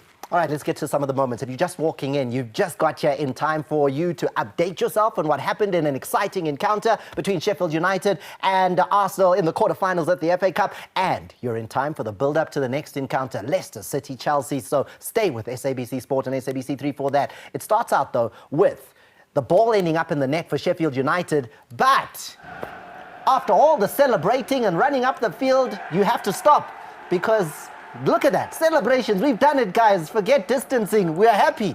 And then there's a VAR, which steps into things. Yeah, and you can, in these instances, you completely understand why VAR is there, because, you know, those are so difficult when the ball's flying around the 18 area, but it is a clear offside. You actually have 2 players there in Lundstrom and the striker McGoldrick, who are offside. Man, that is really painful. I think they've been very unlucky since the season resumed Sheffield United. They had another one disallowed in this game. They had that goal against Aston Villa also, so it's just not been working for them. But the key there is that's a set piece. That's a vulnerability for the Arsenal, because the next moment is actually another moment where we see exactly that. Set piece there ends up in the back of the net. This set piece a couple of minutes later is how Arsenal are struggling in this game, and eventually it's how Arsenal will even concede a goal from a set piece. Literally inches away from conceding off a set play, and those long throws there, whether it's a corner kick, a long throw, anything thrown into the area that's aerial, they are literally at 6s and 7s. Nobody's dealing with it decisively. Nobody's taking charge either. I mean, you look at a guy like David Luiz in that instance, in that clip there, he was nowhere near challenging for the ball. He was nowhere near the ball. And in those instances, you want everyone to at least make a play for the ball. You saw McGoldrick there was the man trying to get on the end of that one to put it in the net. Couldn't quite get there. He does, though, in the second half find the net, and we'll look at that. But Arsenal, seeing the pressure, feeling the heat from Sheffield United, found a response. And this was the response they found in the first half. It comes from the penalty spot because Basham touches Lacazette. I think that was the only way for Arsenal, because the way that Sheffield United was structured, they couldn't play those balls behind the midfield, behind the last line of defence. They really struggled to carve out that Sheffield United defence, and I think this was one of the ways that they could get this goal. And can you believe that Lacazette went off the field for that little touch? I think he would have taken it if he didn't go off the field. So maybe it was a serious knock after all, Thomas. He would have to have been feeling it, because trust me, as a striker, you want to stay on the field and score the goal, because for him to go off the field when he won the penalty and you know he's going to take it, it'll take a lot for him to go off the field in that instance. It's left to Pepe, the Cote d'Ivoirian international, to find the net. Arteta says thank you very much. And then here, McGoldrick doing the business, showing some skills. Poor defending, and that's how we found the goal in the second half. But let's move on to those second half highlights for you and see how it was that set pieces continued to be a real problem for the Arsenal. And here it is. We'll start out by seeing how it was that Arsenal were struggling again. Set piece. Everybody lined up on the edge of the box. It's early part of the second half. It's whipped in, and it finds the net. Again, though, disallowed. Yeah, I think what was interesting with that one, I think they were probably all waiting for the high ball, because that's what Sheffield United had been doing, and they changed things up a little bit, but he wasn't able to hold the line there, and that was also a clear offside. Well, clear. It needed a look. Here comes the set piece thrown in. McGoldrick is the man in the middle there, and it eventually does come to him. Whether it's from this touch or from the initial one, he's offside twice, really. He is really, yeah. And you must give credit to Martinez there. That initial save is an amazing stop. I mean, point-blank save off McGoldrick. Great save. But yeah, definitely offside there. But again, how did that ball being played on the ground find its way all the way to McGoldrick, who's right in front of the goalkeeper? How is there not an Arsenal man to intervene and, you know, knock the ball away from danger, or whatever the case may be? The fact that it's played along the ground and finds its way all the way into the 6-yard area where McGoldrick literally has a tap in, that is shocking defending. And that speaks to Arsenal, how they're struggling at the moment when it comes to set plays. And that's something Arteta is going to have to focus on. David Luiz was off the field by then. Maybe he would have been a man to make that clearance had he been still there. They were struggling when he was on the field. I mean, it doesn't matter whether it was on or not. They were struggling literally with pretty much every ball thrown into the 18 area. They were struggling with it, and they're going to have to deal with that decisively. And that's another centre-back that's out now for Arsenal. I mean, Murray is also out. He got injured in one of the games after the break, so they really have serious problems there in defence. There's still more moments to look at, so let's get to through those moments and see the second half action continue. It really was scintillating football, and so much better from Sheffield United. How many questions they asked of that Arsenal defence. They deserved something from the second half, and they found it here with a great ball coming in to the centre-back, Basham. You spoke about him earlier on. You said that the viewers must watch out for him. And it's interesting how many times he goes up, whether it's a set piece, whether it's just normal play. He's always up there, always anticipating it, always joining in the attack. And he is a centre back because a centre forward should have hit the target there. I mean, the centre back, normal play, he finds himself in the box. That's the strategy that Chris Wilder brings. For anyone looking at that, when you see a centre back hitting the ball in that position, you would think it comes from a set play.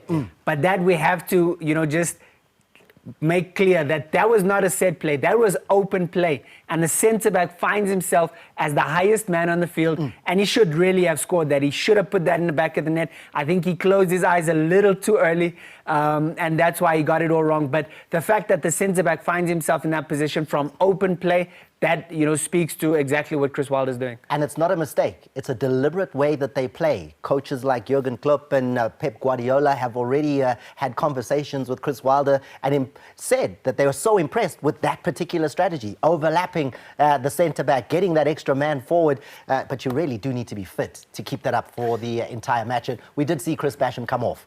Yeah, we did see he didn't quite last the entire game. Sharp came, he was replaced by Sharp. And so it does take its toll, and you can only last for so long. But you can see there in that instance, it is a tactic that's worked for them, and it should have worked in that instance. He should have gotten that on target, should have scored the goal. So yeah, it's worked for them pretty much the entire season, and I'm sure they'll continue with that ploy. And it kept looking good. It kept looking like the goal was going to come for Sheffield United, and it did. This was how it happened. Again, long throw in, Arsenal struggling. They've been doing that all day. Poor clearance, McGoldrick. No one who deserves the goal more than McGoldrick. I mean, he's worked hard throughout this 90 minutes. He's told, he's gone in for the headers. He's just been there, putting his body on the line, and I think the least he deserved in this game was at this goal. And you can see there once again, there's only really one Arsenal player jumping for the ball. That's the problem I have. If you look at even there, Kolasinac. If Kolasinac tries to attack the ball and tries to win the ball, anticipate, that his teammate's not going to get there, that holding is going to miss it, then you also jump and try and make a play for the ball. But when it comes down, he's unsighted because he didn't jump for it. He didn't rise. He didn't try and get there. So if one player is attacking the ball, there's always going to be problems. And the same thing earlier. One player jumping, one player attacking the ball. It's not good enough from the Arsenal defence. Kolasinac, Mustafi getting in each other's way there. The ball ending up with McGoldrick. It finds the net. The key, though, there is there's 3 minutes left in the game. Yeah. When that goes in, Sheffield United fans are probably thinking at that stage, we're going to extra time. But not even that. I think if anyone was going to score, you would have put your money on Sheffield getting even the winner within those 3 minutes. So that's the crazy thing, because they were putting all the pressure at that point. But it ended up being something completely different, because it was Arsenal who found the finishing touch and the winning goal in the 91st minute of the match. And here is how that happened. Danny Caballos coming forward and getting the goal. There's still more, though, before that. Oh, here it is, the goal. So turning defence into attack, counter-attack. Counter-attack, and interestingly, Arsenal were sitting back, and that's why Sheffield United were able to pile that pressure on them, but they broke quickly here, and that's what you get from a Denis Ceballos. He's going to give you that creativity, he's going to give you a little bit more that spark, and that's what he's done since he's joined this team from Real Madrid. Yeah, he's on loan from Real Madrid, is Denis Ceballos, and that ball across finds too much space. They had a chance to clear it here, doesn't get clear, he picks it up, and instead of even looking for someone, just finds the net. Maybe the keeper gives him an option there. I'm not sure, Mark, what you think, but he goes up there. It does show him too much of the near post, because that's first rule of goalkeeping. You don't want to get beaten on your near post. You always cover your near post first.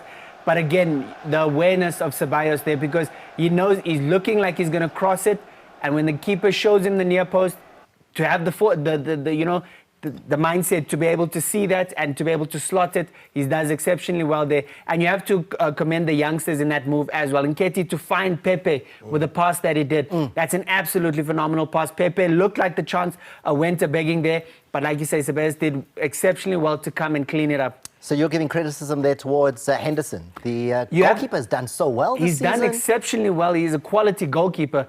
But one of the first rules of goalkeeping is your near post. You always first cover your near post. If you're going to get beaten, don't get beaten on your near post. If the ball gets crossed and it gets tapped in, as a goalkeeper, there's nothing you can do about that. Do you think he should have come like he did? No, he had to come. Stay on his post? He had to come. He has to come out. But when you come out, you cover your near post. So then if it gets crossed... He leans inside. Exactly. He comes because Ceballos shapes to cross it. He shapes like he's going to play it across, and he covers that. But you cover your near post, and that's why your defenders are there. The defenders now should deal, if he does cross it, the defender should deal with that. But as a goalkeeper, first point of call, cover your near post, don't get beaten on your near post. Still a chance of Europe and European football for the Arsenal. Yes, and that's what they do in the FA Cup. And I think the positives that they can take out of this win, Thomas, is how late they came back, how they were able to get themselves together and get that goal, and they didn't crumble after Sheffield United scored that equaliser. So and what's even more mouth-watering is later on today, we'll know it for a fact, but there's a chance of a Man United-Arsenal semi-final because those are the two teams that are through already, and we will find that out a little bit later on. Make sure that you're also watching the games if you're not in your house at that time, is to check out the games live on the SABC News app. It's available there for you if you're planning to leave the house, which I know you're not, because the game coming up is scintillating. Leicester City, Chelsea, 3 and 4 on the log table. Two teams that really know each other well in terms of the FA Cup history between the two of them. And that conversation, that encounter, SABC 3 with SABC Sport, bringing it to you right after this.